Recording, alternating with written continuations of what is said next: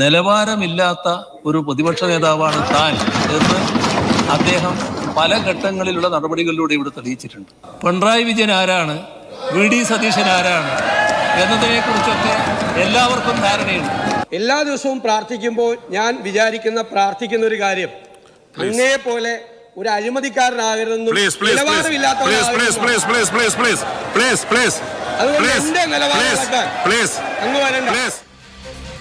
നിയമസഭാ സമ്മേളനം തുടങ്ങിയത് അതിനാടകീയമായി. സ്പീക്കറുമായി നേരിട്ട് ഏറ്റുമുട്ടി തുടങ്ങിയ പ്രതിപക്ഷത്തിന് അടിയന്തര പ്രമേയം ചർച്ച ചെയ്യാമെന്ന അപ്രതീക്ഷിത നീക്കം കൊണ്ട് ഭരണപക്ഷം ചെക്ക് വെച്ചു. മുഖ്യമന്ത്രി പ്രതിപക്ഷ നേതാവിനെ നിലവാരമില്ലാത്തയാൾ എന്ന് വിളിച്ചപ്പോൾ പിണറായി വിജയനെ പോലെ അഴിമതിക്കാരനാക്കല്ലേ എന്നാണ് എന്നും പ്രാർത്ഥിക്കാറുള്ളതെന്ന് സതീശൻ തിരിച്ചടിച്ചു. പ്രതിപക്ഷ അംഗങ്ങൾ സ്പീക്കറുടെ ഡയസിൽ തള്ളിക്കയറിയതോടെ സഭ ഇന്നത്തേക്ക് പിരിഞ്ഞു. ഇന്ന് സൂപ്പർ പ്രൈം ടൈം ചർച്ച ചെയ്യുന്നു. ഒളിച്ചോടിയതാര്? അടിയന്തര പ്രമേയ അവസരം പ്രതിപക്ഷം നഷ്ടമാക്കിയോ? അനാവശ്യ ബഹളം തിരിച്ചടിച്ചോ? സ്പീക്കർ നിഷ്പക്ഷത വിട്ടോ?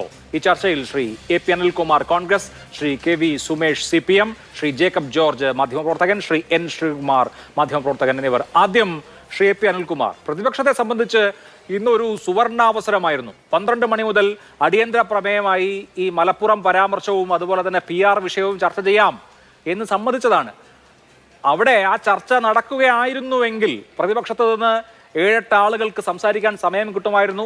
മുഴുവൻ ഇഷ്യൂസും അവിടെ ഉന്നയിക്കാമായിരുന്നു എന്ന് മാത്രമല്ല, കേരളത്തിലെ 10 ന്യൂസ് ടെലിവിഷൻ ചാനലുകളും ഈ ചർച്ച മുഴുവൻ തത്സമയം സംപ്രേഷണം ചെയ്തേനെ. അങ്ങനെ കേരളം മുഴുവൻ കണ്ടേനെ. ഒരുപാട് ചോദ്യങ്ങൾ ഉന്നയിക്കാൻ കിട്ടിയ അവസരമായിരുന്നു. അത് എടുക്കാതിരുന്നത്, അതല്ലെങ്കിൽ ആ അടിയന്തര പ്രമേയ ചർച്ച നടക്കാതിരുന്നത് യഥാർത്ഥത്തിൽ പ്രതിപക്ഷത്തിന് സംഭവിച്ച തന്ത്രപരമായ പിഴവല്ലേ?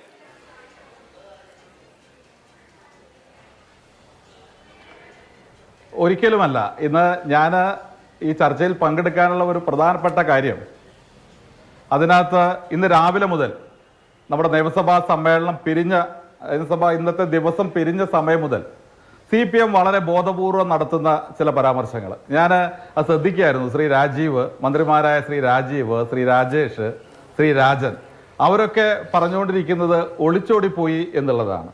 അപ്പോൾ യഥാർത്ഥത്തിൽ ഇന്നത്തെ ഈ ചർച്ചയിൽ നിങ്ങൾ പറയുന്ന കാര്യം അവർ ഉയർത്തിയ ഒരു നരേറ്റീവിൻ്റെ തുടർച്ചയാണ്. അതുകൊണ്ടാണ് നിർബന്ധമായിട്ട് ഇതിൽ പങ്കെടുക്കണം എന്ന് ഞാൻ ആഗ്രഹിച്ചത്. കാരണം യഥാർത്ഥത്തിൽ ഇന്ന് എന്താണ് സംഭവിച്ചത്? ഇന്ന് രാവിലെ സഭ തുടങ്ങിയപ്പോൾ തന്നെ ഏതാണ്ട് ആരംഭിച്ച സന്ദർഭത്തിൽ ഞങ്ങൾ സ്പീക്കറോട് പ്രതിപക്ഷ നേതാവ് പറഞ്ഞു, നിലവിൽ സ്റ്റാർഡ് ക്വസ്റ്റ്യനായിട്ട് വരേണ്ട വളരെ ഇമ്പോർട്ടൻ്റ് ആയിട്ടുള്ള നിലവിലുള്ള നമ്മുടെ സംസ്ഥാനത്ത് ചർച്ച ചെയ്തുകൊണ്ടിരിക്കുന്ന വിഷയങ്ങൾ, രാജ്യം ചർച്ച ചെയ്തുകൊണ്ടിരിക്കുന്ന വിഷയങ്ങൾ ഒക്കെ വരേണ്ടത് സ്റ്റാർഡ് ക്വസ്റ്റ്യനാണ്. ആ സ്റ്റാർഡ് ക്വസ്റ്റ്യൻ ഒന്നല്ല, 49 സ്റ്റാർഡ് ക്വസ്റ്റ്യനുകൾ മാറ്റി അൺസ്റ്റാർഡാക്കി. അതുകൊണ്ട് തന്നെ അതിനുള്ള പ്രതിഷേധമാണ് പ്രതിപക്ഷ നേതാവ് സ്പീക്കറോട് പറഞ്ഞത്. ആ ഒരു കാര്യത്തിൽ ഞങ്ങൾക്കുള്ള ശക്തമായ പ്രതിഷേധം ഞങ്ങൾ പറഞ്ഞു. ഇത് ആദ്യമായിട്ടല്ല, മുമ്പ് ഇത്തരം സംഭവങ്ങൾ ഉണ്ടായിട്ടുണ്ട്. CPM പ്രതിപക്ഷത്തിരിക്കുമ്പോഴും സമാനമായ കാര്യങ്ങൾ ഉണ്ടായിട്ടുണ്ട്. ഞാൻ പിന്നീട് അതിൻ്റെ വിശദാംശങ്ങളിലേക്ക് വരാം. അപ്പം അന്ന് ഒറ്റപ്പെട്ട ഒരു ചോദ്യത്തിന് വേണ്ടി പോലും സഭ സ്തംഭിപ്പിച്ച സാഹചര്യം കേരള നിയമസഭയിൽ ഉണ്ടായിട്ടുണ്ട്. അവിടെയാണ് 49 ചോദ്യങ്ങൾ അൺസ്റ്റാർഡാക്കി മാറ്റിയിട്ടുള്ളത്. ഈ 49 ചോദ്യങ്ങൾ അൺസ്റ്റാർഡാക്കി മാറ്റിയതിൻ്റെ പ്രതിഷേധം പറയുമ്പോൾ അതിനെതിരായി പ്രതിപക്ഷ നേതാവിൻ്റെ കാര്യങ്ങൾ പരിശോധിക്കാം, പറഞ്ഞ കാര്യങ്ങൾ, ചോദ്യങ്ങൾ മാറ്റിയിട്ടുണ്ടെങ്കിൽ പരിശോധിക്കാം എന്നുള്ള ഒരു വാക്കാണ് പറഞ്ഞാൽ പോലും അവിടെ പ്രശ്നം അവസാനിപ്പിക്കാവുന്നേ ഉള്ളൂ. അതെങ്ങനെ സംഭവിച്ചു? മുമ്പ് സമാനമായ കാര്യങ്ങൾ ഉണ്ടായിട്ടുണ്ട്. പക്ഷേ അതല്ല ഉണ്ടായത്. മുഖ്യമന്ത്രി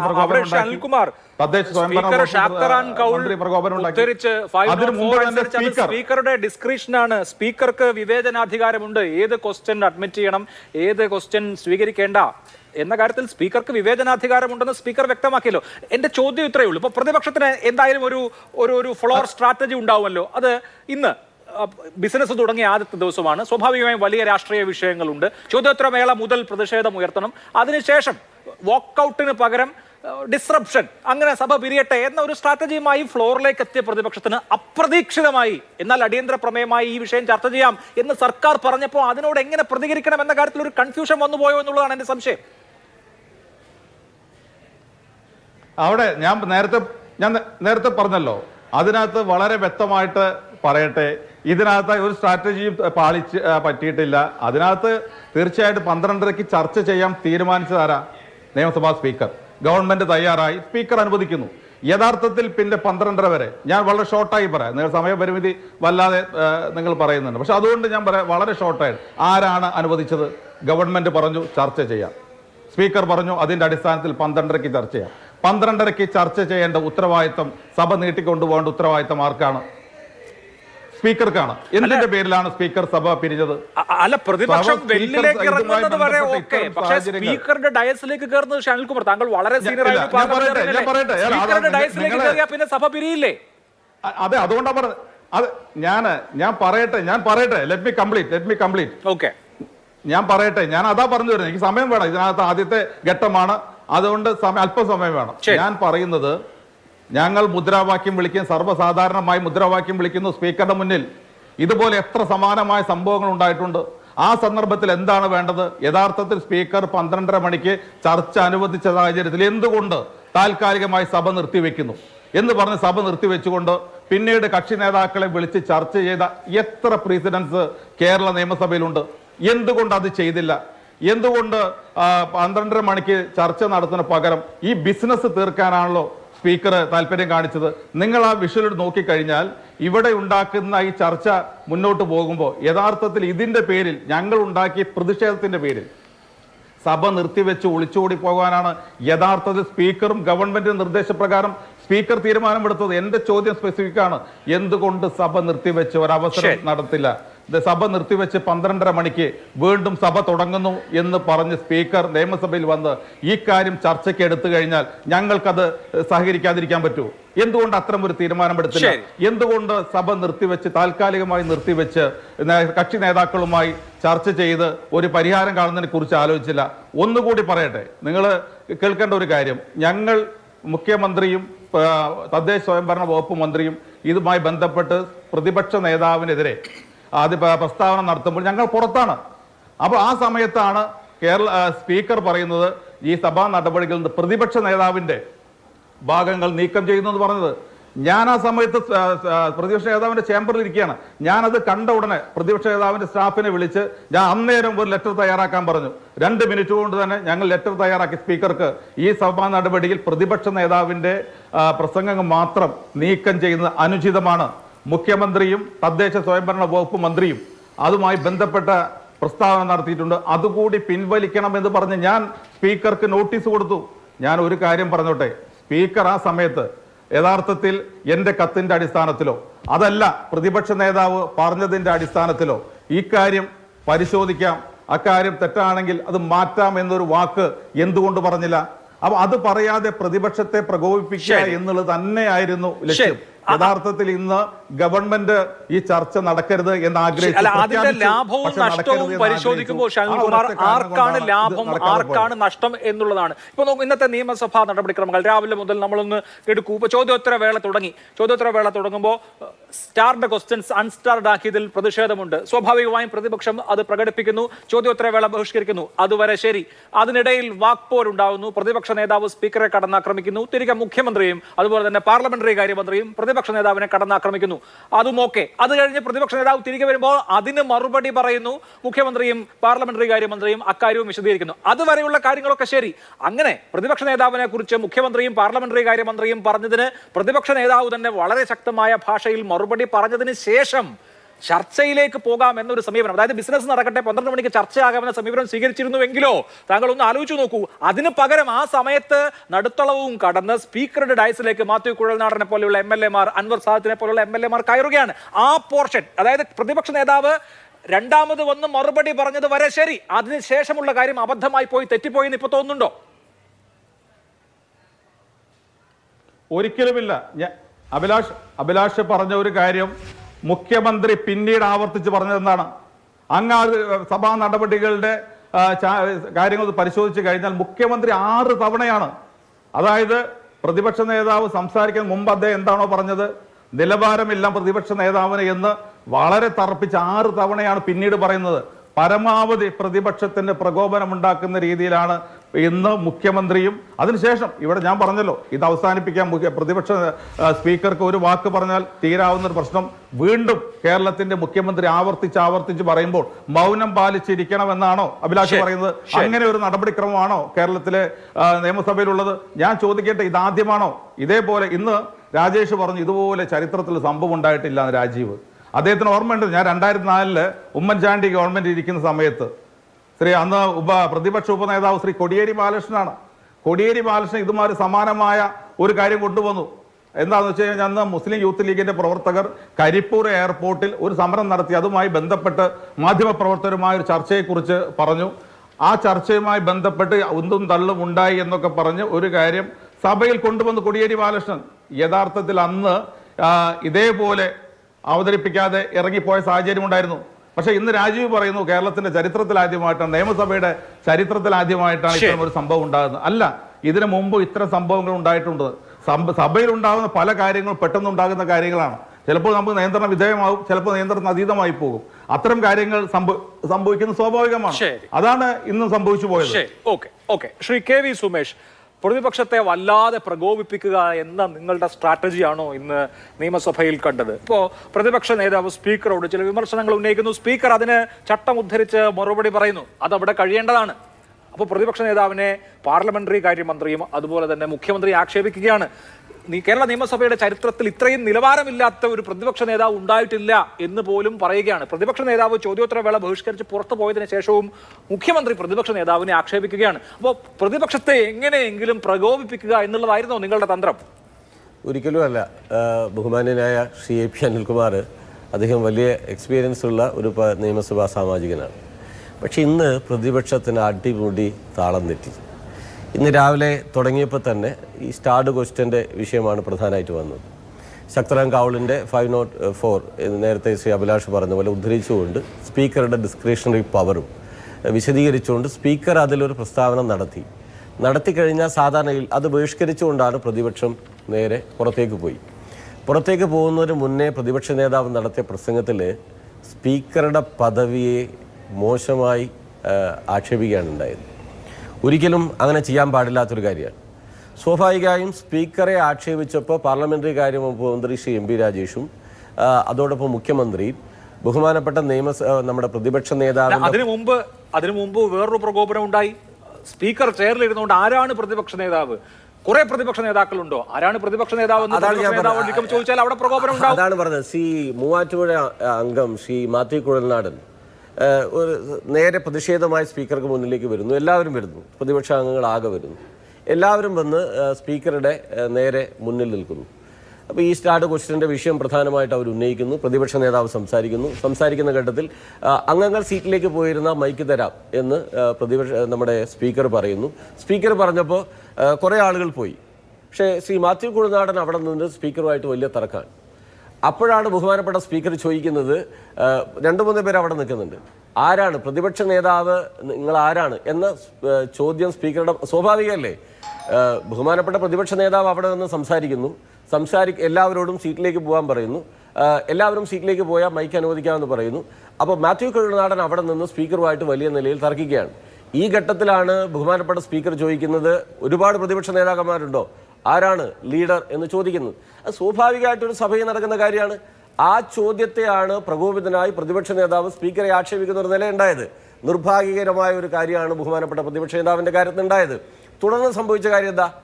അനിയേട്ടൻ ഇവിടെ പറഞ്ഞ പോലെ അല്ല, പോകുന്നു, തിരിച്ചു വന്നതിന് ശേഷം ബഹുമാനപ്പെട്ട മുഖ്യമന്ത്രിയും പാർലമെന്ററി കാര്യ വകുപ്പ് മന്ത്രിയും പറഞ്ഞ കാര്യത്തിൽ പ്രതിപക്ഷ നേതാവ് എക്സ്പ്ലനേഷൻ നൽകുന്നു. ആ നൽകുന്ന ഘട്ടത്തിലൊന്നും ആരും പ്രകോപനപരമായി സംസാരിച്ചില്ല. അങ്ങോട്ടും ഇങ്ങോട്ടും തർക്കങ്ങളുണ്ടായി റൂൾ 50യിലേക്ക് പോകുന്നു. റൂൾ 50 എന്താ ഗവൺമെൻറ് ചെയ്തത്? വസ്തുതാവിരുദ്ധമായ കാര്യങ്ങൾ പ്രചരിപ്പിക്കുകയാണ്. ആ വസ്തുതാവിരുദ്ധമായ കാര്യങ്ങളിൽ ഞങ്ങൾ അടിയന്തരമായും ചർച്ച ചെയ്യാൻ തയ്യാറാണ്. 12 മണി എന്ന് ബഹുമാനപ്പെട്ട സ്പീക്കർ അനൗൺസ് ചെയ്യുന്നു. ആ അനൗൺസ് ചെയ്ത ഘട്ടത്തിൽ പ്രതിപക്ഷം സ്വീകരിച്ച നിലപാടെന്താ? ഇതപര്യന്തമുള്ള, ഞാൻ പുതിയ ആളാണ്, മനസ്സിലാക്കുന്ന ഒരു കാര്യം, ഇതപര്യന്തമുള്ള കേരളത്തിൻ്റെ നിയമസഭാ ചരിത്രത്തിൽ അനുവദിക്കപ്പെട്ട അടിയന്തര പ്രമേയം ചർച്ച ചെയ്യാതെ ഒരു പ്രതിപക്ഷവും പോയിട്ടില്ല എന്നാണ് ഞാൻ മനസ്സിലാക്കുന്നത്. മാത്രമല്ല, ശ്രീ അഭിലാഷ് അനിയാനോട് ഇവിടെ ചോദിച്ചതുപോലെ അടിയന്തര പ്രമേയം ചർച്ച ചെയ്യാം, പ്രതിപക്ഷത്തിന് ഈ വിഷയത്തോട് ആത്മാർത്ഥത ഉണ്ടായിരുന്നെങ്കിൽ ഭരണപക്ഷത്തിനെതിരെ, ഗവൺമെന്റിനെതിരെ അവരുടെ വാദങ്ങൾ ഏറ്റവും ശക്തമായി ഉന്നയിക്കാവുന്ന ഒരു ഘട്ടമാണല്ലോ. ആ അടിയന്തര പ്രമേയം ചർച്ച ചെയ്യാതെ പോയത് എന്തുകൊണ്ടാണ്? അവിടെ ബോധപൂർവമായ പ്രശ്നം ഉണ്ടാക്കി. യഥാർത്ഥത്തിൽ വലിയ പ്രകോപന അന്തരീക്ഷം ഉണ്ടായിരുന്നില്ല. ഇവിടെയും സംഭവിച്ച കാര്യം എന്താ? സ്പീക്കറുടെ പോഡിയത്തിലേക്ക്, ചേംബറിലേക്ക് തള്ളിക്കയറുന്നു ശ്രീ മാത്യു കുഴൽനാടൻ ഉൾപ്പെടെയുള്ളവര്. അവിടെ അന്നേരം ഒരു വാച്ച് ആൻഡ് വാർഡാണ് ഉണ്ടായിരുന്നത്. അപ്പോൾ എങ്ങനെയും സഭ മുന്നോട്ട് പോകാൻ പാടില്ല എന്നുള്ള ഒരു അജണ്ട, ഒരു സ്ട്രാറ്റജി. അപ്പോഴും അനിൽകുമാർ പറഞ്ഞൊരു കാര്യം അവിടെ നിൽക്കുന്നുണ്ട്. ശരി, അങ്ങനെ സംഭവിച്ചു. ആ സമയത്ത് സഭ താൽക്കാലികമായി, ഇപ്പോൾ ഈ ഡെക്കോറം ഇല്ലാത്തത് കാരണം സഭ ഇപ്പോൾ മുന്നോട്ട് കൊണ്ടുപോകാൻ കഴിയില്ല. സഭ താൽക്കാലികമായി നിർത്തിവെക്കുന്നു. കക്ഷി നേതാക്കളുമായി ചർച്ച നടത്തിയ ശേഷം 12 മണിക്ക് സഭ വീണ്ടും ചേരാലോ. അങ്ങനെയല്ല, സഭയിൽ ഉണ്ടായിരുന്ന ഒരാളെന്ന നിലയിൽ അങ്ങനത്തെ ഒരു സാഹചര്യമേ അല്ല അവിടെ ഉണ്ടായിരുന്നത്. സ്വാഭാവികമായും പ്രതിപക്ഷം സ്പീക്കറുടെ പോഡിയത്തിലേക്ക് കയറാൻ വലിയ തർക്കങ്ങൾ, ബഹളം. സ്പീക്കറുടെ മുഖം മറച്ചുകൊണ്ട് ബാനർ ഉയർത്തിപ്പിടിക്കുകയാണ്. നേരത്തെ തയ്യാറാക്കി വന്ന RSSന്റെ ഏജന്റാണ്, PR വർക്കാണ് മുഖ്യമന്ത്രി എന്നെല്ലാം പറഞ്ഞിട്ട് സ്പീക്കർക്കും മുഖ്യമന്ത്രിയോ ഭരണപക്ഷത്തെയോ കാണാൻ പറ്റാത്ത നിലയിലേക്ക് കാര്യങ്ങൾ വന്നു. സ്പീക്കർ 5 or 6 തവണ റിക്വസ്റ്റ് ചെയ്യുന്നുണ്ട്, ബഹുമാനപ്പെട്ട പ്രതിപക്ഷ നേതാവ് പോകാൻ പറയൂ, അല്ലെങ്കിൽ ഈ ബാനർ മാറ്റാൻ കഴിയും. സഭയിൽ കമ്മ്യൂണിക്കേഷൻ ഇല്ലാത്ത നിലയിലേക്ക് കാര്യങ്ങൾ വന്നു. ഒരു സൈഡിലൂടെ പ്രതിപക്ഷ അംഗങ്ങൾ പോഡിയത്തിലേക്ക് കയറാൻ ശ്രമിക്കുന്നു, വാച്ച് ആൻഡ് വാർഡ് മുഴുവൻ തടയുന്നു. മറുഭാഗത്ത് ബാനർ മറച്ചുകൊണ്ട് ഭരണപക്ഷത്തെ കാണാൻ പറ്റാത്ത നിലയിലേക്ക് സ്പീക്കറെ മറയ്ക്കുന്നു. ഈ ഒരു ഘട്ടത്തിൽ സഭാ നടപടികൾ മുന്നോട്ട് കൊണ്ടുപോകാൻ കഴിയാത്തൊരു സാഹചര്യം സ്പീക്കർക്ക് വരുന്നു.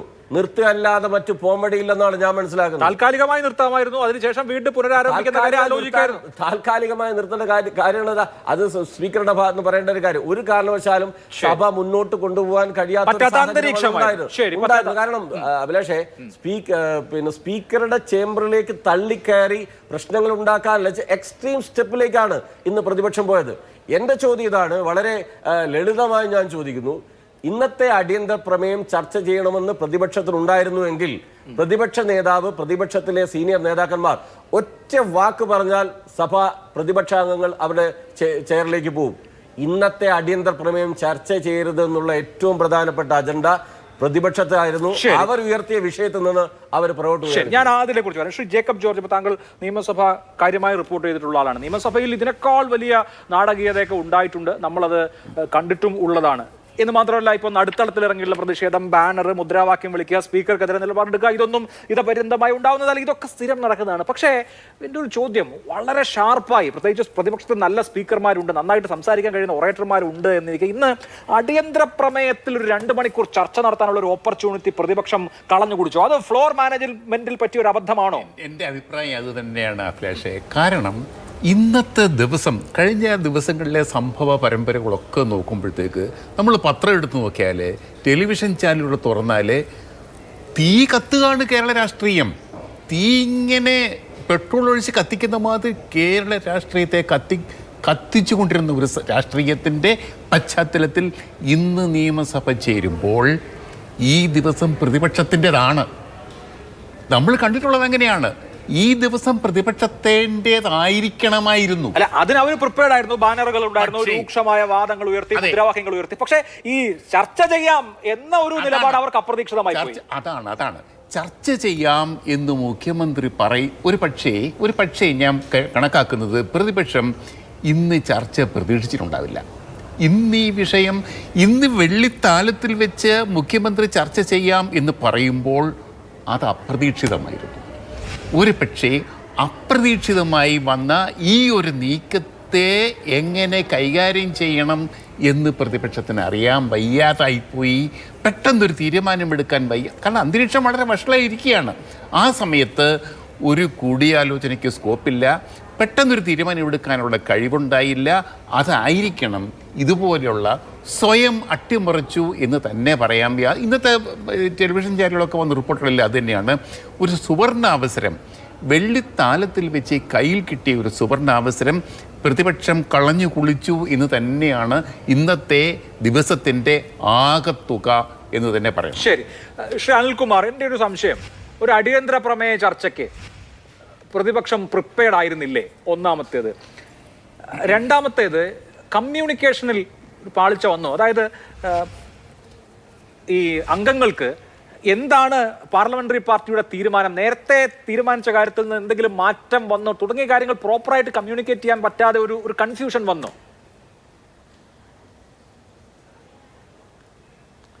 ഞാൻ ഇതിനകത്ത് ഏറെ ബഹുമാന്യനായ ശ്രീ ജേക്കബ് ജോർജ് അദ്ദേഹം പറഞ്ഞ ഒരു പരാമർശം, ഒരു അടിയന്തര പ്രമേയം സഭയിൽ കൊണ്ടുവരുമ്പോൾ അത് ചർച്ച ചെയ്യും എന്ന് തീരുമാനിച്ചു കഴിഞ്ഞാൽ അത് ചർച്ച ചെയ്യുന്ന കാര്യത്തിൽ യാതൊരു പ്രയാസമുള്ള കാര്യമില്ല. അതിൽ അംഗങ്ങൾ സീനിയറായിട്ടുള്ളതും ജൂനിയറായിട്ടുള്ള ഏത് വിഷയങ്ങളെക്കുറിച്ചും ചർച്ച ചെയ്യാൻ പറ്റുന്ന, അതാണെങ്കിൽ വളരെ കുറച്ച് സമയം ഉണ്ടാവും ചർച്ച.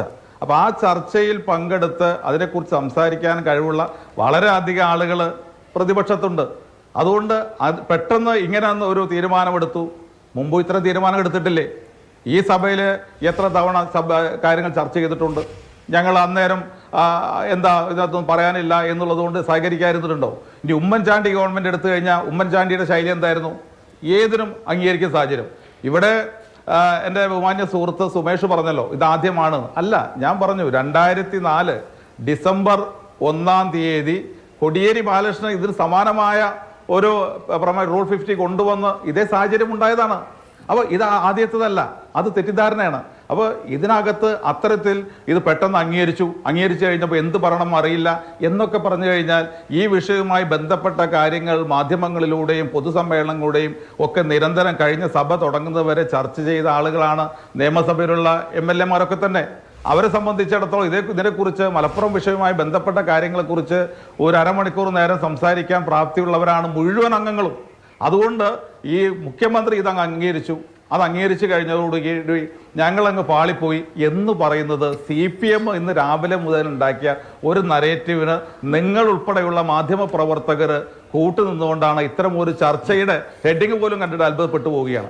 ഇങ്ങനെ ഒരു അടിയന്തര പ്രമേയം വന്നു കഴിഞ്ഞാൽ ആരെങ്കിലും ഇട്ടിട്ട് ഓടാൻ മാത്രം, അല്ലെങ്കിൽ ഞങ്ങൾ സബ്ജക്റ്റ് ഇല്ല, ഇതിനെക്കുറിച്ച് പറയാൻ കഴിയില്ല എന്ന് പറയുന്നൊരു സാഹചര്യം കേരള നിയമസഭയിൽ ഭരണപക്ഷത്തിലോ നിയമസഭയിൽ പ്രതിപക്ഷത്തോ ഉണ്ടാവുമോ? രണ്ട് പക്ഷത്തിരിക്കുന്നവരും ഇത്തരം വിഷയങ്ങളെ കുറിച്ച് ആളുകളല്ലേ. തന്ത്രം പിഴച്ചുപോയ ഒരു കൺഫ്യൂഷൻ വന്നുള്ള ചോദ്യത്തിന് പ്രസക്തി ഉണ്ടാവുന്നു. ഷാൻകുമാർ നോക്കൂ, റൂൾ 50 അനുസരിച്ച് ഒരു വിഷയം ഒരു തവണയല്ലേ ചർച്ച ചെയ്യാൻ പറ്റൂ, അത് ഒരു തവണയല്ലേ നോട്ടീസ് കൊടുക്കാൻ പറ്റും. നോക്കൂ, ഈ വിഷയം, അതായത് മലപ്പുറം വിഷയവുമായി ബന്ധപ്പെട്ടും അതായത് ഈ അഭിമുഖം വന്ന പശ്ചാത്തലം PR അടക്കമുള്ള വിഷയങ്ങളിലാണ് മുഖ്യമന്ത്രി അദ്ദേഹത്തിന്റെ പത്രസമ്മേളനത്തിലടക്കം മറുപടി പറയാൻ ഏറ്റവും അധികം ബുദ്ധിമുട്ടിയത്. സർക്കാരിനെ സംബന്ധിച്ച് മറുപടി പറയാൻ ഏറ്റവും പ്രയാസമുള്ള വിഷയം ഇതാണ്. അത് നിങ്ങൾ ഉന്നയിച്ചിട്ട് ഇന്നിങ്ങനെ കളഞ്ഞില്ലേ? നാളെ ഈ വിഷയത്തിൽ വീണ്ടും അടിയന്തര പ്രമേയം ഉന്നയിക്കാൻ പറ്റില്ലല്ലോ, നാളെ വേറെ വിഷയം കൊടുക്കണ്ടേ? അപ്പൊ ഈ വിഷയത്തിൽ ചർച്ചയ്ക്കുള്ള സാധ്യത ഇല്ലാതായില്ലേ? അതെ, ഒരു മിനിറ്റ്,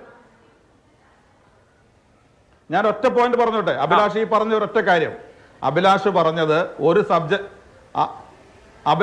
ഒരു സബ്ജക്റ്റ് ഒരു പ്രാവശ്യം എടുത്തു കഴിഞ്ഞാൽ പിന്നെ സബ്ജക്റ്റ് എടുക്കാൻ പറ്റുമെന്നാണ്.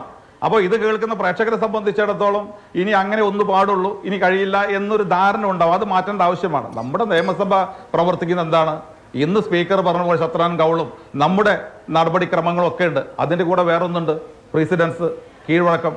ഞാൻ ഒറ്റ കാര്യം ചോദിച്ചു, അഭിലാഷിന് ഓർമ്മ ഉണ്ടാവുമല്ലോ, 2011 മുതൽ 16 വരെയുള്ള കാലഘട്ടത്തിൽ എത്ര തവണയാണ് സോളാർ കേസ് റൂൾ 50 അനുസരിച്ച് ചർച്ച ചെയ്തിട്ടുള്ളത്? അത്തരം ഒരു കീഴ്വഴക്കം അവിടെ നിൽക്കുകയാണ്.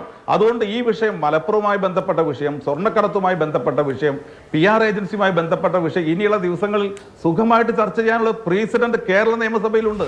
അതുകൊണ്ട് നിങ്ങളൊക്കെ പ്രചരിപ്പിക്കുന്നത് ഇന്നത്തെ ഒരു ദിവസത്തോടു കൂടി ഇതെല്ലാം കഴിഞ്ഞു, ഇതിനൊരു അവസരം കളഞ്ഞു കുളിച്ചു പ്രതിപക്ഷം എന്ന് പറയുന്ന CPM-ന്റെ അതേ നരേറ്റീവാണ് ഏറെ സീനിയറായിട്ടുള്ള മാധ്യമപ്രവർത്തകനായ അങ്ങ് പോലും എടുക്കുന്നത് എന്നുള്ളത് വളരെ നിർഭാഗ്യകരമായ കാര്യമാണ്.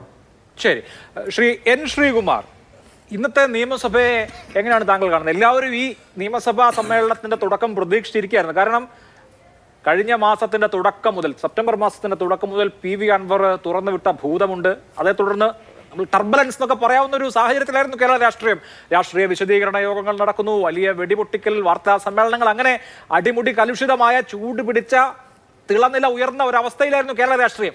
അങ്ങനെയുള്ള സാഹചര്യത്തിലാണ് സഭാ സമ്മേളനം തുടങ്ങുന്നത്. സഭാ സമ്മേളനത്തിൽ എല്ലാവരും പ്രതീക്ഷിച്ചത് വലിയ വെടിക്കെട്ടാണ്, ഒരു സംശയവുമില്ല. പക്ഷേ ഇന്നിപ്പോ അടിയന്തര പ്രമേയമായി ഈ വിഷയം കൊണ്ടുവരികയും അടിയന്തര പ്രമേയം അനുവദിക്കാമെന്ന് സർക്കാർ പറയുകയും ചെയ്തതിന് ശേഷം പ്രതിപക്ഷത്തിന് ഈ വിഷയം കുറെ കൂടി മെച്ചപ്പെട്ട നിലയിൽ അവതരിപ്പിക്കാൻ കഴിയുമായിരുന്നു എന്ന് താങ്കൾക്ക് തോന്നുന്നുണ്ടോ? സ്വാഭാവികമായും ഏത് പ്രതിപക്ഷവും ആദ്യത്തെ ദിവസം ഇങ്ങനെയൊക്കെ പ്രതിഷേധിക്കണമെന്ന് തീരുമാനിക്കും. അത് തന്നെയാണ് പ്രീസിഡൻസ്, അല്ലെങ്കിൽ നമ്മുടെ പഴയകാല ചരിത്രമൊക്കെ നോക്കിക്കഴിഞ്ഞാൽ ഇങ്ങനെയൊക്കെ ഉണ്ടായിട്ടുണ്ട്. പക്ഷേ ഇവിടെ ചർച്ച ചെയ്യാം എന്നൊരു സാഹചര്യം വന്നിട്ട് ചർച്ച ചെയ്യാതെ പോയത് എങ്ങനെയാണ് താങ്കൾ മനസ്സിലാക്കുന്നത്? നോക്കൂ അഭിലാഷേ, അടിയന്തര പ്രമേയത്തിന് സ്പീക്കർ 12 മണി എന്ന സമയം കൊടുത്തിരുന്നല്ലോ. അതിനു മുമ്പ് ഈ വിഷയം വഴിതിരിച്ചു വിടാൻ, അതായത് ഇന്നത്തെ നിയമസഭാ സമ്മേളനം വഴിതിരിച്ചു വിടാനായിട്ട് മുഖ്യമന്ത്രിയുടെയും ചെയറിൻ്റെയും ഭാഗത്തു നിന്നും ഒരു നീക്കമുണ്ടായെന്നില്ല നമുക്ക് മനസ്സിലാക്കേണ്ടത്. കാരണം അനാവശ്യമായിട്ട് പ്രതിപക്ഷ നേതാവിനെതിരെ പരാമർശങ്ങൾ നടത്തുക, അനാവശ്യമായി എന്ന് ഞാൻ പറയുമ്പോൾ ഈ നിയമസഭയിലേക്ക് ഒന്നാമത്തെ ദിവസം തന്നെ ബഹളത്തിലെത്തിക്കുക, പരമാവധി പ്രതിപക്ഷത്തെ പ്രകോപിപ്പിച്ച ശേഷം ബഹളത്തിൽ മുങ്ങിയതുകൊണ്ട് അടിയന്തര പ്രമേയത്തിന് അനുമതി കൊടുക്കാനുള്ള സമയം കളയുക, അങ്ങനെ പ്രതിപക്ഷത്തിന് അതിനുള്ള അവസരം കൊടുക്കാതിരിക്കുക. ഇതിൽ രണ്ട് കാര്യങ്ങളുണ്ട്. ഒന്ന്, പ്രതിപക്ഷത്തിന് നാളെ പ്രതിപക്ഷം ഈ അടിയന്തര പ്രമേയം തന്നെ അവതരിപ്പിക്കുമെന്ന് സണ്ണി ജോസഫിൻ്റെ പ്രസ്താവിച്ചിട്ടുണ്ട്. അപ്പം നാളെ അവർക്ക് അടിയന്തര പ്രമേയം അവതരിപ്പിക്കാൻ പറ്റും. ഇന്നത്തെ കാര്യത്തിൽ ഇന്നിപ്പോൾ മുഖ്യമന്ത്രിയും സ്പീക്കറും അത് ഏതാണ്ട് ഒരേ നിലയിലാണ് പ്രതിപക്ഷ നേതാവിനെ എതിരിട്ടത്. അതായത് നിലവാരമില്ലാത്തയാൾ എന്നൊരു പ്രതിപക്ഷ നേതാവിനെ കുറിച്ച് പറയുകയും നിയമസഭ എന്നുള്ള വേദി ഒരു പൊതുവേദിയല്ല. ശരിയാണ്, നിലവാരമില്ലാത്ത ആൾ എന്ന് പ്രതിപക്ഷ നേതാവിനെ മുഖ്യമന്ത്രി വിളിച്ചു. പ്രതിപക്ഷ നേതാവ് അതേ നാണയത്തിൽ ഞാൻ എല്ലാ ദിവസവും പ്രാർത്ഥിക്കാറുണ്ട്, പിണറായി വിജയനെ പോലെ ഒരു അഴിമതിക്കാരനാക്കരുതേ എന്നെ എന്ന് ഞാൻ എല്ലാ ദിവസവും ദൈവത്തോട് പ്രാർത്ഥിക്കാറുണ്ടെന്ന് പറഞ്ഞാൽ പിണറായി വിജയൻ സതീശനെ കുറിച്ച് പറഞ്ഞതിനേക്കാൾ ഷാർപ്പായ അറ്റാക്കാണ്. അപ്പോൾ സതീശനെ അറ്റാക്ക് ചെയ്തു, സതീശൻ തിരിച്ചും അറ്റാക്ക് ചെയ്തു. അത് അവിടെ കൊണ്ട് കഴിഞ്ഞിരുന്നുവെങ്കിൽ, ഈ ഡയസിലേക്ക് കയറാതിരുന്നുവെങ്കിൽ ചർച്ച നടക്കുമായിരുന്നു. അവിടെയാണ് എൻ്റെ പോയിന്റ്. ശരി, വാഗ്വാദമുണ്ടായി, വാക്പോരുണ്ടായി, അതൊക്കെ ഉണ്ടാകാറുണ്ട്, ഇത്തവണ ഉണ്ടായി. അതും കഴിഞ്ഞ് സ്പീക്കറുടെ ഡയസിലേക്ക് കയറുക എന്ന തീരുമാനം തന്ത്രപരമായി പാളിപ്പോയില്ലേ എന്നുള്ളിടത്താണ് പ്രശ്നം. അല്ല, ഇതിൽ അഭിലാഷത്തിൽ അടിസ്ഥാനപരമായ പ്രശ്നമുണ്ട്. അതായത് ഈ നിയമസഭയിലെ ദൃശ്യങ്ങൾ നമ്മുടെ പൊതുജനങ്ങളെ ഇപ്പോൾ കാണിക്കുന്നില്ല. അവിടെ നിങ്ങൾക്ക് ചാനലുകൾക്കടക്കം, നിങ്ങൾക്കെന്ന് വെച്ചാൽ നമ്മൾ ഉൾപ്പെടെയുള്ള മാധ്യമപ്രവർത്തകർക്ക് ചാനലുകൾക്കടക്കം അവിടെ നിയന്ത്രണം കാണിക്കാൻ പറ്റില്ല. സഭാ TV ഒരു ഭാഗം മാത്രം കാണിക്കുന്നു. അങ്ങനെയൊക്കെ വരുമ്പോഴുണ്ടാകുന്നതാണ് അടിസ്ഥാന പ്രശ്നം. പിന്നെ അഭിലാഷ് ചോദിച്ച കാര്യം എന്താ വെച്ചാൽ, മുഖ്യമന്ത്രി ഇന്ന് പറഞ്ഞ കാര്യം നിങ്ങൾ ശ്രദ്ധിച്ചുവോ?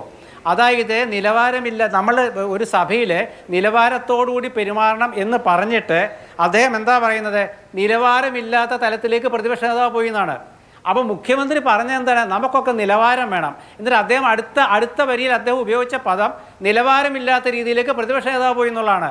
അപ്പോൾ അവിടെ ആ മുഖ്യമന്ത്രി പറയാൻ എന്ത് പരസ്പര ബഹുമാനമുള്ളത് നിങ്ങൾ ശ്രദ്ധിച്ചിട്ടുണ്ടാവും.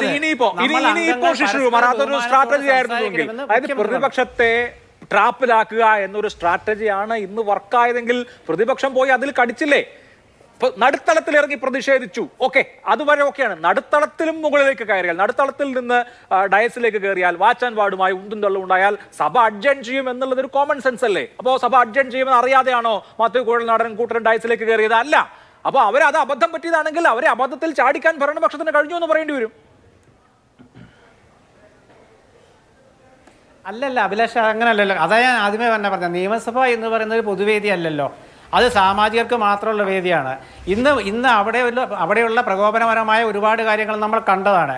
പ്രതിപക്ഷം രാവിലെ ചോദ്യോത്തരം വരെ ബഹിഷ്കരിച്ചു, എന്നിട്ട് അവർ വാക്കൗട്ട് നടത്തി. അവർ തിരിച്ചു വരുന്നതിന് മുമ്പാണ് ഈ മുഖ്യമന്ത്രിയുടെ പരാമർശങ്ങൾ ഉണ്ടാകുന്നത്. അപ്പോൾ അവർ വീണ്ടും അതിനെതിരെ പ്രതിഷേധിച്ചു. ആ പ്രതിഷേധിക്കുന്നതിനിടയിൽ സ്പീക്കർ എന്താ ചെയ്തത്, ഒരുപാട് കാര്യങ്ങൾ പാസ്സാക്കി, ഒരുപാട് ബില്ല് അവതരിപ്പിക്കാനുള്ള അനുമതി കൊടുത്തു. ആ സമ്മേളനം അങ്ങോട്ട് പിരിച്ചുവിട്ടു. നേരെ മറിച്ച് 12 മണി എന്നുള്ള സമയത്തിൽ അവർ സ്പീക്കർ ചെയ്യേണ്ടത് എന്തായിരുന്നു, ആ അടിയന്തര പ്രമേയത്തിന് അവതരണാനുമതിക്കുള്ള സമയമാണെന്ന് പറയണം. സ്പീക്കർ 12 മണി എന്ന് പറഞ്ഞിരുന്നു. സഭ തുടർന്നു പോകണമെങ്കിൽ സഭ ഓർഡറിലാവണമല്ലോ, സഭയിൽ ഡെക്കോറം വേണ്ടേ? അതില്ലാത്തത് കൊണ്ട് സ്പീക്കർക്ക് സ്വാഭാവികമായും സഭ അഡ്ജേൺ ചെയ്യാം. അപ്പോ എന്ത് സംഭവിച്ചു എന്നുള്ളത് എനിക്ക് തോന്നുന്നു പ്രതിപക്ഷവും ആത്മപരിശോധന നടത്തേണ്ട വിഷയമാണ്. എനിക്കൊരു ഇടവേള അത്യാവശ്യമാണ്. ഇടവേളയ്ക്ക് ശേഷം മടങ്ങിയെത്താം. സഭയിൽ ജയമാർക്ക് പ്രതിപക്ഷത്തിന് തന്ത്രം പിഴച്ചോ എന്നുള്ളതാണ് ഇന്നത്തെ ചോദ്യം. ശ്രീ KV സുമേഷ് MLA, ശരി, ഈ പറഞ്ഞ കാര്യങ്ങളൊക്കെ നിയമസഭയിൽ ഉണ്ടായി. ചർച്ച നടത്താനുള്ള തീരുമാനം ആത്മാർത്ഥമാണെങ്കിൽ ചർച്ച നടത്താം, അതിനുള്ള സാഹചര്യം ഉണ്ടാക്കാമായിരുന്നു. പോട്ടെ, ഈ വിഷയത്തിൽ ഞങ്ങൾ ചർച്ചയ്ക്ക് സന്നദ്ധരാണ്, അവർക്കാണ് ചർച്ചയ്ക്ക് ബുദ്ധിമുട്ട് എന്നുള്ളതാണല്ലോ CPM-ന്റെ വാദം. അങ്ങനെയാണെങ്കിൽ ഈ വിഷയത്തിൽ നാളെ ചർച്ചയ്ക്ക് ഒരുക്കമാണ്. തീർച്ചയായും ഈ വിഷയം ചർച്ച ചെയ്യുന്നതിൽ നാളെ ചർച്ചയ്ക്ക് സഭ സ്പീക്കറാണ് തീരുമാനിക്കേണ്ടത്. ഞാൻ ചാനലിൽ ഇരുന്നിട്ട് നാളെ ചർച്ച ചെയ്യാമെന്ന് പറയാൻ ഞാനാളല്ല. ചർച്ച ചെയ്യുന്നതിൽ തർക്കം ഉണ്ടാവില്ല എന്നാണ് ഞാൻ മനസ്സിലാക്കുന്നത്. കാരണം ഈ വിഷയം ചർച്ച ചെയ്യുന്നതിനെ സംബന്ധിച്ച് ഞങ്ങൾക്ക് യാതൊരു അവ്യക്തതയില്ല. ഇവിടെ നേരത്തെ ബഹുമാന്യനായ ശ്രീകുമാർ പറഞ്ഞപ്പോൾ CPIM-ന്റെ ഒരു സ്ട്രാറ്റജി, CPIM-ന് ഇക്കാര്യത്തിൽ ഒരു സ്ട്രാറ്റജി ഉണ്ടായിരുന്നില്ല. ഇന്നത്തെ രാവിലെ ഞാൻ ഒന്നുകൂടി ആവർത്തിക്കുന്നു, സഭാ സമ്മേളനത്തിൻ്റെ തുടക്കം മുതൽ പ്രതിപക്ഷം സ്വീകരിച്ച നിലപാടിൽ അവർക്ക് തികഞ്ഞ അവ്യക്തത ഉണ്ടായിട്ടുണ്ട്. കാരണം ഇങ്ങനെയല്ല. ഞാനിപ്പോൾ ഈ സഭയിൽ ആദ്യമായിട്ട് വന്നതാണ്. ഇപ്പോൾ അതിൻ്റെ വിവിധ സെഷനിലായിട്ട് പങ്കെടുത്തൊരു അനുഭവമാണ് എനിക്ക് പ്രധാനമായിട്ടുള്ളത്. ചർച്ചയ്ക്ക് എടുക്കാമെന്ന് പറഞ്ഞപ്പോഴും പ്രതിപക്ഷത്തിൻ്റെ ഒരു പൊതു നിലപാടും ബോഡി ലാംഗ്വേജും എല്ലാം ചർച്ചയോട് സഹകരിക്കുന്നതായിരുന്നില്ല. ഇതേ ചോദ്യം തിരിച്ച് അങ്ങ് ചോദിക്കാം. സഭ ചർച്ച ചെയ്യാമെന്ന് പറഞ്ഞാൽ ഈ വിഷയം ഉൾപ്പെടെ, ഇന്ന് രാവിലെ ഉണ്ടായ വിഷയം ഉൾപ്പെടെ അവിടെ ഉന്നയിക്കാമായിരുന്നല്ലോ. ആ ഉന്നയിക്കാനുള്ള അവസരത്തെ സ്പീക്കർക്ക് ഒരു കാരണവശാലും പ്രവർത്തിക്കാൻ കഴിയാത്തൊരു സാഹചര്യം സഭയ്ക്കകത്തുണ്ടാക്കി എന്നതാണ് ഇന്നത്തെ ഈ അടിയന്തര പ്രമേയ ചർച്ചയിൽ നിന്ന് ഒഴിവാക്കപ്പെടുന്ന ഒരു സാഹചര്യം. വേണമെങ്കിൽ സാങ്കേതികത്വം പറഞ്ഞ് ഈ ചർച്ചയിൽ നിന്ന് ഒഴിവാക്കാം. റൂൾ 50 പലതവണ പറ്റില്ല. ഷാക്ത്രാൻ കൗളൊക്കെ വേണമെങ്കിൽ ഉദ്ധരിക്കാം. പക്ഷെ ഞാൻ ചോദിക്കുന്നത്, ഇപ്പം നിങ്ങളുടെ ഒരു പ്രധാനപ്പെട്ട MLA ആയ KT ജലീൽ വെല്ലുവിളിച്ചു ഈ വിഷയത്തിൽ ചർച്ചയ്ക്കുണ്ടോ എന്ന്. അപ്പോൾ ഞങ്ങൾ ഇന്ന് ചർച്ചയ്ക്ക് സന്നദ്ധരായിരുന്നു, പ്രതിപക്ഷമാണ് സമ്മതിക്കാത്തത്. ഈ വിഷയം എന്നുന്നയിക്കട്ടെ, അന്ന് ചർച്ച എന്ന പൊളിറ്റിക്കലായ നിലപാടിലേക്ക്. കീഴ്വഴക്കത്തിന്റെ കാര്യമാണല്ലോ നേരത്തെ പറഞ്ഞത്. കീഴ്വഴക്കങ്ങളൊക്കെ പുതുതായി സൃഷ്ടിക്കാവുന്നതുമാകാമല്ലോ. ഏത് സമയത്തായാലും ഈ വിഷയത്തിൽ ഞങ്ങൾ ചർച്ചയ്ക്കാണ് എന്നൊരു നിലപാട് സർക്കാരിന് എടുക്കാനുള്ള ആർജവം ഉണ്ടോ എന്നുള്ളതാണ് നമ്മളെല്ലാവരും ഉറ്റുനോക്കുന്നത്. തീർച്ചയായിട്ടും സർക്കാരിന് എന്താ ഈ വിഷയം ചർച്ച ചെയ്യുന്നതിന്? CPIM-നോ സർക്കാരിനോ ഈ വിഷയം ചർച്ച ചെയ്യുന്നത് എന്താ? മലപ്പുറം കേരളത്തിന്റെ ഭാഗമല്ലേ? മലപ്പുറം എന്താ ഏതെങ്കിലും ഒരു രാഷ്ട്രീയ പാർട്ടിയുടെയോ ഏതെങ്കിലും ഒരാളുടെ മാത്രം? എത്രമാത്രം അപക്വമായ അസാധാരണമായ കേരളത്തിന്റെ പൊതുസമൂഹത്തിൽ വിള്ളലുണ്ടാക്കുന്ന നിലപാടാണ് സ്വീകരിച്ചത്. ഈ കാര്യത്തിൽ ഞങ്ങൾക്ക് നന്നായിട്ട് പറയാനുണ്ട്. ആ നന്നായി പറയാനുള്ള അവസരം ഞങ്ങൾ പറയുകയും ചെയ്യും. ഇവിടെ പ്രതിപക്ഷം ഉയർത്തുന്നതും ഒരു വിഭാഗം മാധ്യമങ്ങളും ചേർന്ന് കൊണ്ടുവരുന്ന ഈ വിഷയത്തിൽ ഞങ്ങൾക്ക് അതിശക്തമായിട്ട് പറയാനുണ്ട്. ഏതെങ്കിലും ഒരു വിഷയത്തെയാണ് ഒരു ക്രൈം നടന്നാൽ, ഇപ്പോൾ കണ്ണൂർ എയർപോർട്ടിൽ നിന്ന് സ്വർണം പിടിച്ചാൽ ഉടൻ കണ്ണൂർ ജില്ലയെ ആക്ഷേപിച്ചു എന്നാണോ പറയുക? അങ്ങനെയാണോ നമ്മുടെ നാട്ടിലുണ്ടാകുന്ന ഒരു? ഇവിടെ അസാധാരണമായ ഒരു സാഹചര്യം ഉണ്ടായത് മുഖ്യമന്ത്രി സെപ്റ്റംബർ 21-ാം തീയതി ഒരു വാർത്താ സമ്മേളനം നടത്തിയപ്പോൾ കണ്ണൂരിന്റെയോ എറണാകുളത്തിന്റെയോ തിരുവനന്തപുരത്തിന്റെയോ ഒന്നും കാര്യം പറയാതെ മലപ്പുറം ജില്ലയിൽ നിന്ന് പിടിച്ച സ്വർണത്തിന്റെയും മലപ്പുറം ജില്ലയിൽ നിന്ന് പിടിച്ച ഹവാല പണത്തിന്റെയും കണക്ക് പറയുകയും അതിനുശേഷം ദ ഹിന്ദു ദിനപത്രത്തിൽ പിണറായി വിജയന്റേതായി വന്ന അഭിമുഖത്തിൽ ആന്റി നാഷണൽ ആന്റി സ്റ്റേറ്റ് ആക്ടിവിറ്റീസിനാണ് ഈ പണം വരുന്നതെന്ന് പറയുകയും ചെയ്തതാണല്ലോ ഈ വിഷയത്തിന് ആധാരം.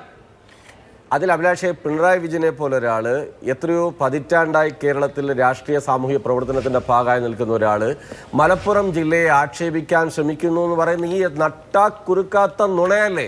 ഇത്ര അസംബന്ധം തെറ്റായ കാര്യങ്ങൾ കേരളത്തിൽ പോലുള്ള സംസ്ഥാനത്ത് ഉന്നയിക്കാൻ പാടുണ്ടോ? എന്താ പറഞ്ഞ ഉന്നയിക്കപ്പെട്ട അൻവറുമായി ബന്ധപ്പെട്ട വിഷയത്തിൽ അൻവർ ഉയർത്തിപ്പിടിക്കുന്ന വളരെ പ്രധാനപ്പെട്ട ഒരു വിഷയമുണ്ട്. നമ്മളിത് കാണാതെ പോകരുത്. അൻവർ ആദ്യം വളരെ ജനൂനാന്ന് തോന്നിയിട്ട് ഒരു പൊതു അന്തരീക്ഷം ഉണ്ടാക്കാൻ ശ്രമിച്ച വിഷയത്തിൽ അൻവർ ഉന്നയിക്കുന്ന വിഷയം എന്താ? നിയമവിരുദ്ധ പ്രവർത്തനങ്ങൾക്ക് ഇവിടെ സ്വീകാര്യത ലഭ്യമാവണം എന്ന നിലയിലാണ് അദ്ദേഹം പ്രധാനമായിട്ട് പറയുന്നത്. ആ പറയുന്നതിനെ കൃത്യമായി അതിന്റെ വസ്തുത പറയുക എന്നത് സംസ്ഥാന ആഭ്യന്തരകാര്യ വകുപ്പ് മന്ത്രിയുടെ ചുമതലയാണ്. അതൊരു ജില്ലയുമായി ബന്ധപ്പെട്ടല്ല. അൻവർ ഉന്നയിച്ച വിഷയം മലപ്പുറത്തെ വിഷയമാണ്. ആ അൻവർ ഉന്നയിക്കപ്പെട്ട വിഷയത്തിൽ അതിന്റെ ഭാഗമായിട്ടുള്ള നിലപാടാണ് ഞങ്ങൾ കൃത്യമായി സ്വീകരിച്ചത്. അതുകൊണ്ട് അല്ല, ഞാൻ ഒരു കാര്യം പൂർത്തിയാക്കട്ടെ. മലപ്പുറത്തെ വിഷയമല്ല, കേരളത്തിലെ ഏത് വിഷയവും ചർച്ച ചെയ്യുന്നതിന് നിലവിലുള്ള രാഷ്ട്രീയ സാഹചര്യത്തിൽ ഒരാർജവക്കുറവോ ഒരു ധൈര്യക്കുറവോ കേരളത്തിലെ ഈ ഗവൺമെന്റിനോ CPIM-നോ ഇല്ല എന്നതാണ് ഞങ്ങളെ സംബന്ധിച്ചുള്ള ഏറ്റവും പ്രധാനപ്പെട്ട കാര്യം. ഇവിടെ ശ്രീ AP അനിൽകുമാർ, മലപ്പുറം വിഷയം നിയമസഭയിൽ ഒരു അടിയന്തര പ്രമേയ ചർച്ചയായാൽ വിശദമായ ചർച്ച നടക്കും. പ്രതിപക്ഷ അംഗങ്ങൾക്കെല്ലാം കൂടി ഏതാണ്ട് 1 മണിക്കൂർ സമയം കിട്ടുമായിരിക്കും. 2 മണിക്കൂർ ചർച്ചയാണ് എങ്കിൽ സവിസ്തരം സംസാരിക്കാനുള്ള അവസരം ഉണ്ടാകും. മലപ്പുറം വിഷയം ഒരു ട്രിക്കി സബ്ജക്റ്റ് ആയിട്ട് കോൺഗ്രസിന് ഫീൽ ചെയ്യുന്നുണ്ടോ? മുസ്ലിം ലീഗിന് അങ്ങനെ ഉണ്ടാവില്ലായിരിക്കും. പക്ഷെ കോൺഗ്രസിന് ഇത് വഴുക്കലുള്ള ഒരു കല്ലാണ്, ഇതിൽ ചവിട്ടിയാൽ തെന്നി വീഴാനും സാധ്യതയുണ്ട് എന്ന ഒരു തോന്നൽ കൂടി ഉണ്ടോ? സവിസ്തരം മലപ്പുറം വിഷയം നിയമസഭയിൽ ചർച്ച ചെയ്യുകയും അതിലൊരു നിലപാടെടുക്കുകയും ചെയ്താൽ അത് അത്ര പോസിറ്റീവ് ആവില്ല എന്നൊരു തോട്ടുകൂടി ഈ കാര്യങ്ങളിലൊക്കെ ഉണ്ടോ? അഭിലാഷ്, 1% പോലുമില്ല. അതിനകത്ത് ഞങ്ങൾക്ക് വ്യക്തമായ നിലപാടുണ്ട്, വ്യക്തമായ കാഴ്ചപ്പാടുണ്ട്. അതിനകത്ത് മലപ്പുറം ജില്ലയുമായി ബന്ധപ്പെട്ട് എത്ര നിഷ്കളങ്കമായിട്ടാണ് എൻ്റെ സുഹൃത്ത് സുമേഷ് പറഞ്ഞത്. മുഖ്യമന്ത്രി അങ്ങനെ നിഷ്കളങ്കമായിട്ടാണോ അഭിപ്രായം പറഞ്ഞത്? മലപ്പുറം ജില്ലയിൽ ചിലത് നടക്കുന്നു. ഇത്തരം കാര്യങ്ങൾ, സ്വർണ്ണക്കടത്തുമായി ബന്ധപ്പെട്ട കാര്യങ്ങൾ, ഹവാലയുമായി ബന്ധപ്പെട്ട കാര്യങ്ങൾ മലപ്പുറത്ത് വളരെ കൂടുതൽ നടക്കുന്നു. മലപ്പുറത്തെ പോയിന്റ് ചെയ്തുകൊണ്ടാണ് അദ്ദേഹം സംസാരിച്ചത്. നമുക്ക് പിണറായി വിജയൻ ഇതിലേക്ക് വരുന്നതിന് മുമ്പ് കേരളത്തിലെ 14 ജില്ലകളിൽ നിന്ന് വ്യത്യസ്തമായ ഒരു സാഹചര്യം മലപ്പുറം ജില്ലയിൽ ഒരു നരേറ്റീവ് ഉണ്ടാക്കി വെച്ചിട്ടുണ്ട്. ആരാ ഉണ്ടാക്കിയിട്ടുള്ളത്? BJP. സുബ്രഹ്മണ്യം സ്വാമി എത്ര തവണയാണ് മലപ്പുറം ജില്ലയെക്കുറിച്ച് പറഞ്ഞത്? RSSന്റെ മുഖപത്രമായ ഓർഗനൈസർ എത്ര തവണയാണ് പറഞ്ഞിട്ടുള്ളത്? ഇവിടെ പറഞ്ഞല്ലോ, നട്ടാൽ കുരുക്കാത്ത എന്തുമാത്രം നുണകളാണ് മലപ്പുറം ജില്ലയെ കുറിച്ച് പറഞ്ഞിട്ടുള്ളത്. ഞാൻ മലപ്പുറം ജില്ലയിൽ ജനിച്ച് വളർന്ന് ജീവിച്ചുകൊണ്ടിരിക്കുന്ന ഒരാളാണ്. എൻ്റെ അച്ഛനും അമ്മയൊക്കെ മലപ്പുറം ജില്ലയിലാണ് ജനിച്ചു വളർന്നത്. അങ്ങനെയുള്ള മലപ്പുറം ജില്ലയിൽ ലക്ഷക്കണക്കിന് ആളുകൾ എല്ലാ വിഭാഗത്തിൽപ്പെട്ടവരുണ്ട്. ആ ജില്ലയെ പോയിന്റ് ചെയ്തുകൊണ്ട് ഇവിടെ എന്തൊക്കെയോ അരുതാത്ത് നടക്കുന്നു എന്നുള്ളത് വളരെ വ്യക്തമായി കുറേ നാളുകളായി BJP പറഞ്ഞുകൊണ്ടിരിക്കുകയാണ്. സുബ്രഹ്മണ്യ സ്വാമി പറഞ്ഞത് എത്ര കടന്നു കയറിയാണ് പറഞ്ഞത്. മലപ്പുറത്തെ ഹിന്ദുക്കൾ ഭയത്തോടു കൂടിയാണ് ജീവിക്കുന്നത് എന്നാണ് അദ്ദേഹം പറഞ്ഞത്. ഒരു ഭയപ്പാട് എന്നെ പോലുള്ളവർക്കോ അല്ലെങ്കിൽ എനിക്ക് തോന്നുന്നു ഏതാണ്ട് 12 ലക്ഷത്തോളം ഹിന്ദുക്കൾ മലപ്പുറം ജില്ലയിലുണ്ട്. ആരെങ്കിലും ഭയപ്പാടോടുകൂടി അവിടെ ജീവിക്കുന്നുണ്ട് എന്ന് എനിക്ക് തോന്നുന്നില്ല. ഏറ്റവും സമാധാനത്തോടു കൂടിയാണ് ജീവിക്കുന്നത്. അവിടെ മനുഷ്യർ തമ്മിലുള്ള സ്നേഹവും സൗഹാർദ്ദവും ഒക്കെ ഏറ്റവും കൂടുതലുള്ള ജില്ലയാണ് മലപ്പുറം ജില്ല. ഞാൻ ഒരു ജില്ലയും ചെറുതായി കാണുന്നില്ല. പക്ഷേ മലപ്പുറം ജില്ലയിൽ വളരെ കൂടുതലായിട്ട് മനുഷ്യർ തമ്മിലുള്ള ബന്ധവും സൗഹൃദവും സ്നേഹവും ഈ വർത്തമാന കാലഘട്ടത്തിൽ നിലനിൽക്കുന്ന ഒരു ജില്ലയാണ്. പരസ്പരം പ്രയാസങ്ങൾ ഉണ്ടായിക്കഴിഞ്ഞാൽ അവിടെ സഹായിക്കാൻ ഓടിയെത്തുന്നത് ജാതി നോക്കിയോ മതം നോക്കിയോ അല്ല മലപ്പുറം ജില്ലയിൽ. അങ്ങനെയുള്ള മലപ്പുറം ജില്ലയെക്കുറിച്ച് RSSും BJPയും ഒരു നരേറ്റീവ് ഉണ്ടാക്കുന്നു. ഇന്ത്യയിൽ പലവട്ടം സുബ്രഹ്മണ്യ സ്വാമി പറയുന്നു തെക്ക് കേരളത്തിൽ ഒരു ജില്ലയുണ്ട് മലപ്പുറം, അവിടെ ഹിന്ദുക്കൾക്ക് ജീവിക്കാൻ കഴിയില്ല എന്ന് അദ്ദേഹം പറയുന്നു. അതിൻ്റെ തുടർച്ചയായിട്ട് RSSും BJPയും പറയുന്ന തലത്തിലേക്ക് പിണറായി വിജയൻ കൂടി പറയുമ്പോഴാണ് ഞങ്ങളുടെ അഭിപ്രായ വ്യത്യാസം. മറ്റത് ഞങ്ങളെ സംബന്ധിച്ച് മനസ്സിലാക്കാൻ കഴിയും. BJPയുടെ അജണ്ട എന്താണ്, RSSന്റെ അജണ്ട എന്താണെന്നൊക്കെ ഞങ്ങൾക്ക് മനസ്സിലാക്കാൻ കഴിയും. അവർ പറയുന്ന ഭാഷ മുഖ്യമന്ത്രി കൂടി ഉപയോഗിക്കുക എന്ന് പറയുമ്പോൾ അത് നമുക്ക് എങ്ങനെ അംഗീകരിക്കാൻ കഴിയും? അത് മലപ്പുറം പോലെയുള്ള ഒരു ജില്ലയിൽ, അത് എല്ലാവരും ഒരുമിച്ച് പോകുന്ന ജില്ലയിൽ അദ്ദേഹം മലപ്പുറം ജില്ലയിൽ PV അൻവറിനെ നേരിടുവാൻ ജില്ലയെ പൂർണ്ണമായി അധിക്ഷേപിക്കുന്ന ഒരു നിലപാടാണ് പിണറായി വിജയൻ എടുത്തത്. അതുകൊണ്ടാണ് ഞങ്ങൾ ശക്തമായി ഈ കാര്യത്തെ എതിർത്തത്. അതിൽ മുഖ്യമന്ത്രിയുടെ പ്രതികരണം മുഖതാവിൽ വാങ്ങിക്കാൻ കഴിയുന്ന, അദ്ദേഹത്തെ രൂക്ഷമായി കടന്നാക്രമിക്കാൻ കഴിയുന്ന ഒരു അവസരമായിരുന്നു അടിയന്തര പ്രമേയ ചർച്ച. അത് നടന്നിരുന്നുവെങ്കിൽ അവിടെ ശ്രീ ജേക്കബ് ജോർജ്, പ്രതിപക്ഷത്തെ സംബന്ധിച്ച് ഈ കാര്യത്തിൽ നമുക്ക് പ്രതിപക്ഷത്ത് ശക്തരായ നേതാക്കളുടെ നിരയുണ്ട്. അത് അവരുടെ MLA-മാരുടെ എണ്ണം എന്ന് പറയുന്നത് അത്ര വലുതല്ല എങ്കിൽ പോലും നേതാക്കളുടെ അവരുടെ ഈ ഇപ്പോൾ പാർലമെന്ററി എക്സ്പീരിയൻസിന്റെ കാര്യത്തിലായാലും ഒറേറ്ററി സ്കില്ലിന്റെ കാര്യത്തിലായാലും വളരെ മികച്ചവർ എന്ന് പറയാവുന്ന ആളുകളാണ് ഈ പ്രതിപക്ഷത്തുള്ളത്. അതുകൊണ്ട് അവർ കാര്യങ്ങൾ പഠിക്കാത്തതോ അല്ലെങ്കിൽ പ്രിപ്പയർ ചെയ്യാൻ താമസിച്ചതോ ഒന്നും ആവില്ല. അതിനപ്പുറത്ത് ഈ വിഷയത്തിന്റെ കാര്യത്തിലൊരു കൺഫ്യൂഷൻ ഉണ്ടായി കാണണമോ? അല്ല, അത് നമുക്കും ഒരു കൺഫ്യൂഷനാണ് ശരിക്കും പറഞ്ഞാൽ. നേരത്തെ നമ്മുടെ APL കുമാർ, ബഹുമാനപ്പെട്ട APL കുമാർ പറഞ്ഞു, അദ്ദേഹം പറഞ്ഞു മുഖ്യമന്ത്രി പ്രകോപനം ഉണ്ടാക്കിയെന്ന്. മുഖ്യമന്ത്രി പ്രകോപനം ഉണ്ടാക്കിയെന്ന് വയ്ക്കുക വാദത്തിന് വേണ്ടി. പക്ഷേ നിങ്ങൾ ഈ ഒരു നിർണായകമായ ദിവസം നിങ്ങളുടേതെന്ന് ഞാൻ പറഞ്ഞത് നിങ്ങളുടെ ദിവസമായിരുന്നു എന്ന്, പ്രതിപക്ഷത്തിൻ്റെ ദിവസമായിരുന്നു ഇന്ന്. ഈ നിങ്ങളുടെ ഈ ദിവസം മുഖ്യമന്ത്രി പ്രകോപനം നടത്തി എന്ന പേരിൽ നിങ്ങൾ കളഞ്ഞു കുളിക്കാമോ? കേരള രാഷ്ട്രീയത്തിൽ, കേരള നിയമസഭയിൽ ഒരു ചർച്ച, വലിയ ചർച്ചകൾ, വലിയ ചിന്തകളൊക്കെ വരേണ്ട ഒരു വേദിയാണ് കേരള നിയമസഭ. നമുക്കറിയാമല്ലോ, KM മാണി ധനകാര്യമന്ത്രി ആയിരുന്നപ്പോൾ ബജറ്റിൻ്റെ ആ പ്രശ്നത്തിൽ പ്രതിപക്ഷം ഡൈസിൽ കയറിയത്, അതിൻ്റെ പേരുദോഷവും ഒന്നും ഇപ്പോഴും പോയിട്ടില്ല, കേസും പോയിട്ടില്ല. കഴിഞ്ഞ ദിവസമാണ് KT ജലീൽ പറഞ്ഞത്, 14 വർഷം കോളേജ് ഗതകണ്ഠനായി KT ജലീൽ പറഞ്ഞു, 14 വർഷം കോളേജ് അധ്യാപകനായിരുന്നയാൾ ഞാനത് ചെയ്യരുതായിരുന്നു എന്ന് പറഞ്ഞു. ഓർക്കണം, KT ജലീൽ പറഞ്ഞതാണ്. അദ്ദേഹം ഇതൊരു പ്രതികൂട്ടിലൊന്നും അല്ലല്ലോ, അദ്ദേഹം പറഞ്ഞതാണ് ആ വാചകം. അന്ന് ഞാൻ ചെയ്തത് ഡൈസിൽ കയറി സ്പീക്കറുടെ കസേരയിൽ തൊട്ടത് തെറ്റിപ്പോയി എന്ന് അദ്ദേഹം ഇന്ന് പശ്ചാത്തപിക്കുന്നു. ശരിക്കും പറഞ്ഞാൽ ഒരിക്കലും ഡൈസിൽ കയറരുതായിരുന്നു. സ്പീക്കറെ ചൊടിപ്പിച്ചു, സ്പീക്കറുടെ മുഖം പറിച്ചുകൊണ്ടൊരു ബാനർ പിടിക്കുക എന്ന് പറഞ്ഞാൽ അത് നടക്കരുതാത്ത കാര്യമാണ് കേരള നിയമസഭയിൽ അത്തരം കാര്യങ്ങൾ നടക്കരുത്. ഞാൻ നേരത്തെ പറഞ്ഞതുപോലെ വലിയ നിയമങ്ങൾ പാസ്സാക്കേണ്ട ജനങ്ങളുടെ സഭയാണ്, ജനപ്രതിനിധികളാണ് അവിടെ ഇരിക്കുന്നത്. പിന്നീട് മലപ്പുറത്തെക്കുറിച്ച് ബഹുമാനപ്പെട്ട APL കുമാർ, ഞാൻ 100% നിങ്ങളുടെ കൂടെയാണ്. കാരണം എൻ്റെ പത്രപ്രവർത്തക ജീവിതത്തിൽ മലപ്പുറം ജില്ല എൻ്റെ ഒരു പ്രധാനമാണ്. മുസ്ലിം രാഷ്ട്രീയവും മുസ്ലിം ലീഗ് രാഷ്ട്രീയവും എൻ്റെ പ്രധാനപ്പെട്ട വിഷയമായിരുന്നു. അന്ന് ബാബറി മസ്ജിദ് തകർത്ത ദിവസം അന്ന് രാവിലെ മുതൽ ഞാൻ കോഴിക്കോട്ട് മലപ്പുറത്തുണ്ട്. പാണക്കാട് ശിഹാബ് തങ്ങളുടെ വീട്ടിൽ എനിക്ക് തോന്നുന്നു PK കുഞ്ഞാലിക്കുട്ടി സാഹിബാണ് തോന്നി എന്നെ കൊണ്ടുപോയത്, ഓർമ്മ ഏതാണ്. ഞാൻ അവിടെ ഉണ്ടായിരുന്നു. മലപ്പുറം ജില്ലയിൽ ഒരു കരിയില പോലും അനങ്ങിയില്ല. അല്ല, അത് മലപ്പുറത്തെ സംബന്ധിച്ച് അങ്ങനെ ഒരു ചരിത്രമുണ്ട്. മലപ്പുറത്തെ കുറിച്ച് ശ്രീ അനിൽകുമാർ പറഞ്ഞതുപോലെ തെറ്റായ ഒരു പ്രതിനിധാനം ഉണ്ടാക്കാനുള്ള വളരെ ആസൂത്രിതമായ ശ്രമമുണ്ട്. ഒരാന ചെത്താൽ പോലും അല്ലെങ്കിൽ ആന ചെരിഞ്ഞാൽ പോലും അത് മലപ്പുറത്തെ ജനങ്ങളുടെ കുഴപ്പമെന്ന മട്ടിൽ ചിത്രീകരിക്കുന്ന വല്ലാത്ത വിഷലിപ്തമായ ഒരു രാഷ്ട്രീയത്തിന്റെ സമയത്ത് മുഖ്യമന്ത്രിയുടെ ഭാഗത്തു നിന്നും സർക്കാരിന്റെ ഭാഗത്തു നിന്നും തെറ്റിദ്ധരിപ്പിക്കപ്പെടാൻ ഇടയുള്ള മിസ്കോട്ട് ചെയ്യപ്പെടാൻ ഇടയുള്ള ഒരു കാര്യം ഉണ്ടാവുന്നു. അക്കാര്യത്തിൽ ക്ലാരിഫിക്കേഷൻ പറയാനുണ്ട്. അപ്പോ ആ ഒരു വിഷയത്തിൽ എന്തുകൊണ്ടാണ് നിയമസഭയിൽ ഒരു ചർച്ച നടക്കാതെ പോയതെന്നുള്ളതാണ് എന്റെ ഇപ്പോഴത്തെയും അത്ഭുതം. എനിക്കൊരു കാര്യം കൂടെ പറയാനുണ്ട്. അത് പിന്നെ നമുക്ക് മലപ്പുറത്ത് ടേബിൾ ടോപ്പ് വിമാനത്താവളം കോഴിക്കോട്ടെ അവിടെ വിമാനാപകടം ഉണ്ടായപ്പോഴേ മലപ്പുറത്ത് കാർ എന്താണ് ഞാനൊരു ലേഖനം എഴുതിയ കൂട്ടത്തിൽ മലപ്പുറത്ത് കാർ എന്നാണ് എഴുതിയത്. എന്താണ് അവിടുത്തെ ചെറുപ്പക്കാരുടെ ഉത്സാഹം? മലപ്പുറത്തെ ചെറുപ്പക്കാരാണ് പാവപ്പെട്ട അപകടത്തിൽപ്പെട്ടവരെ ഒക്കെ രക്ഷിച്ചെടുത്ത് ആംബുലൻസ് കൊണ്ടുവന്നത്, എല്ലാ പണിയും ചെയ്തത് മലപ്പുറത്തുകാരാണ്.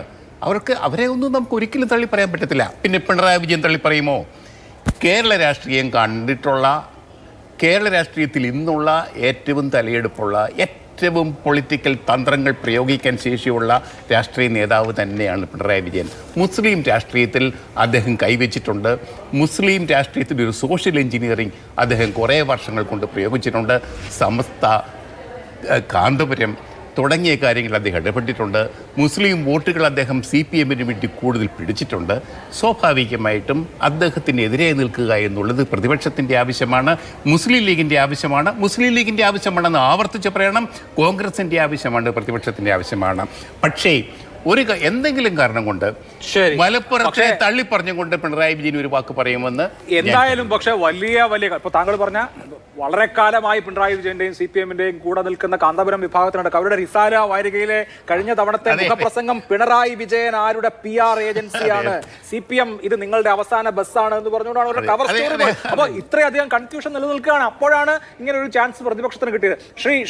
ശ്രീകുമാർ, ഇവിടെ ഇപ്പോ പ്രതിപക്ഷത്തെ സംബന്ധിച്ച് വരുന്ന ദിവസങ്ങളിൽ എന്ത് സ്ട്രാറ്റജി എന്നുള്ളതും പ്രധാനപ്പെട്ടതാണല്ലോ. ഇപ്പോ പ്രതിപക്ഷ നേതാവിനെ കുറിച്ച് ഒരു പരാമർശം നടത്തി, അതിനിങ്ങനെ വികാരഭരിതനായി അദ്ദേഹം പൊട്ടിത്തെറിക്കുന്നത് മനസ്സിലാക്കാം. പക്ഷേ പാർലമെന്ററി പാർട്ടി ഒന്നാകെ സ്പീക്കറുടെ ചേംബറിലേക്ക് കയറുക എന്ന് പറയുന്നത് അചിന്ത്യമായ കാര്യമാണ്. അത് ഇന്ന് സംഭവിച്ചു.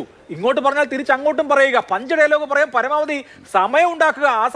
നോക്കൂ, ഇന്ന് പണ്ടത്തൊക്കെ പോലെ ഇപ്പോൾ നിയമസഭാ രേഖകളുടെ ഭാഗമാവുക എന്നുള്ളതിനപ്പുറത്ത് ഇന്ന് നിയമസഭയിൽ പ്രസംഗിക്കുന്ന പ്രസംഗങ്ങളൊക്കെ ക്ലിപ്പുകളായിട്ട് സോഷ്യൽ മീഡിയ വഴി കറങ്ങി നടക്കും. അപ്പോൾ പഞ്ച് ഡയലോഗ് പറയാനുള്ള ചാൻസ് എന്തിനാണ് കളഞ്ഞു കുളിക്കുന്നത് എന്നുള്ളതാണ് എൻ്റെ ഡൗട്ട്.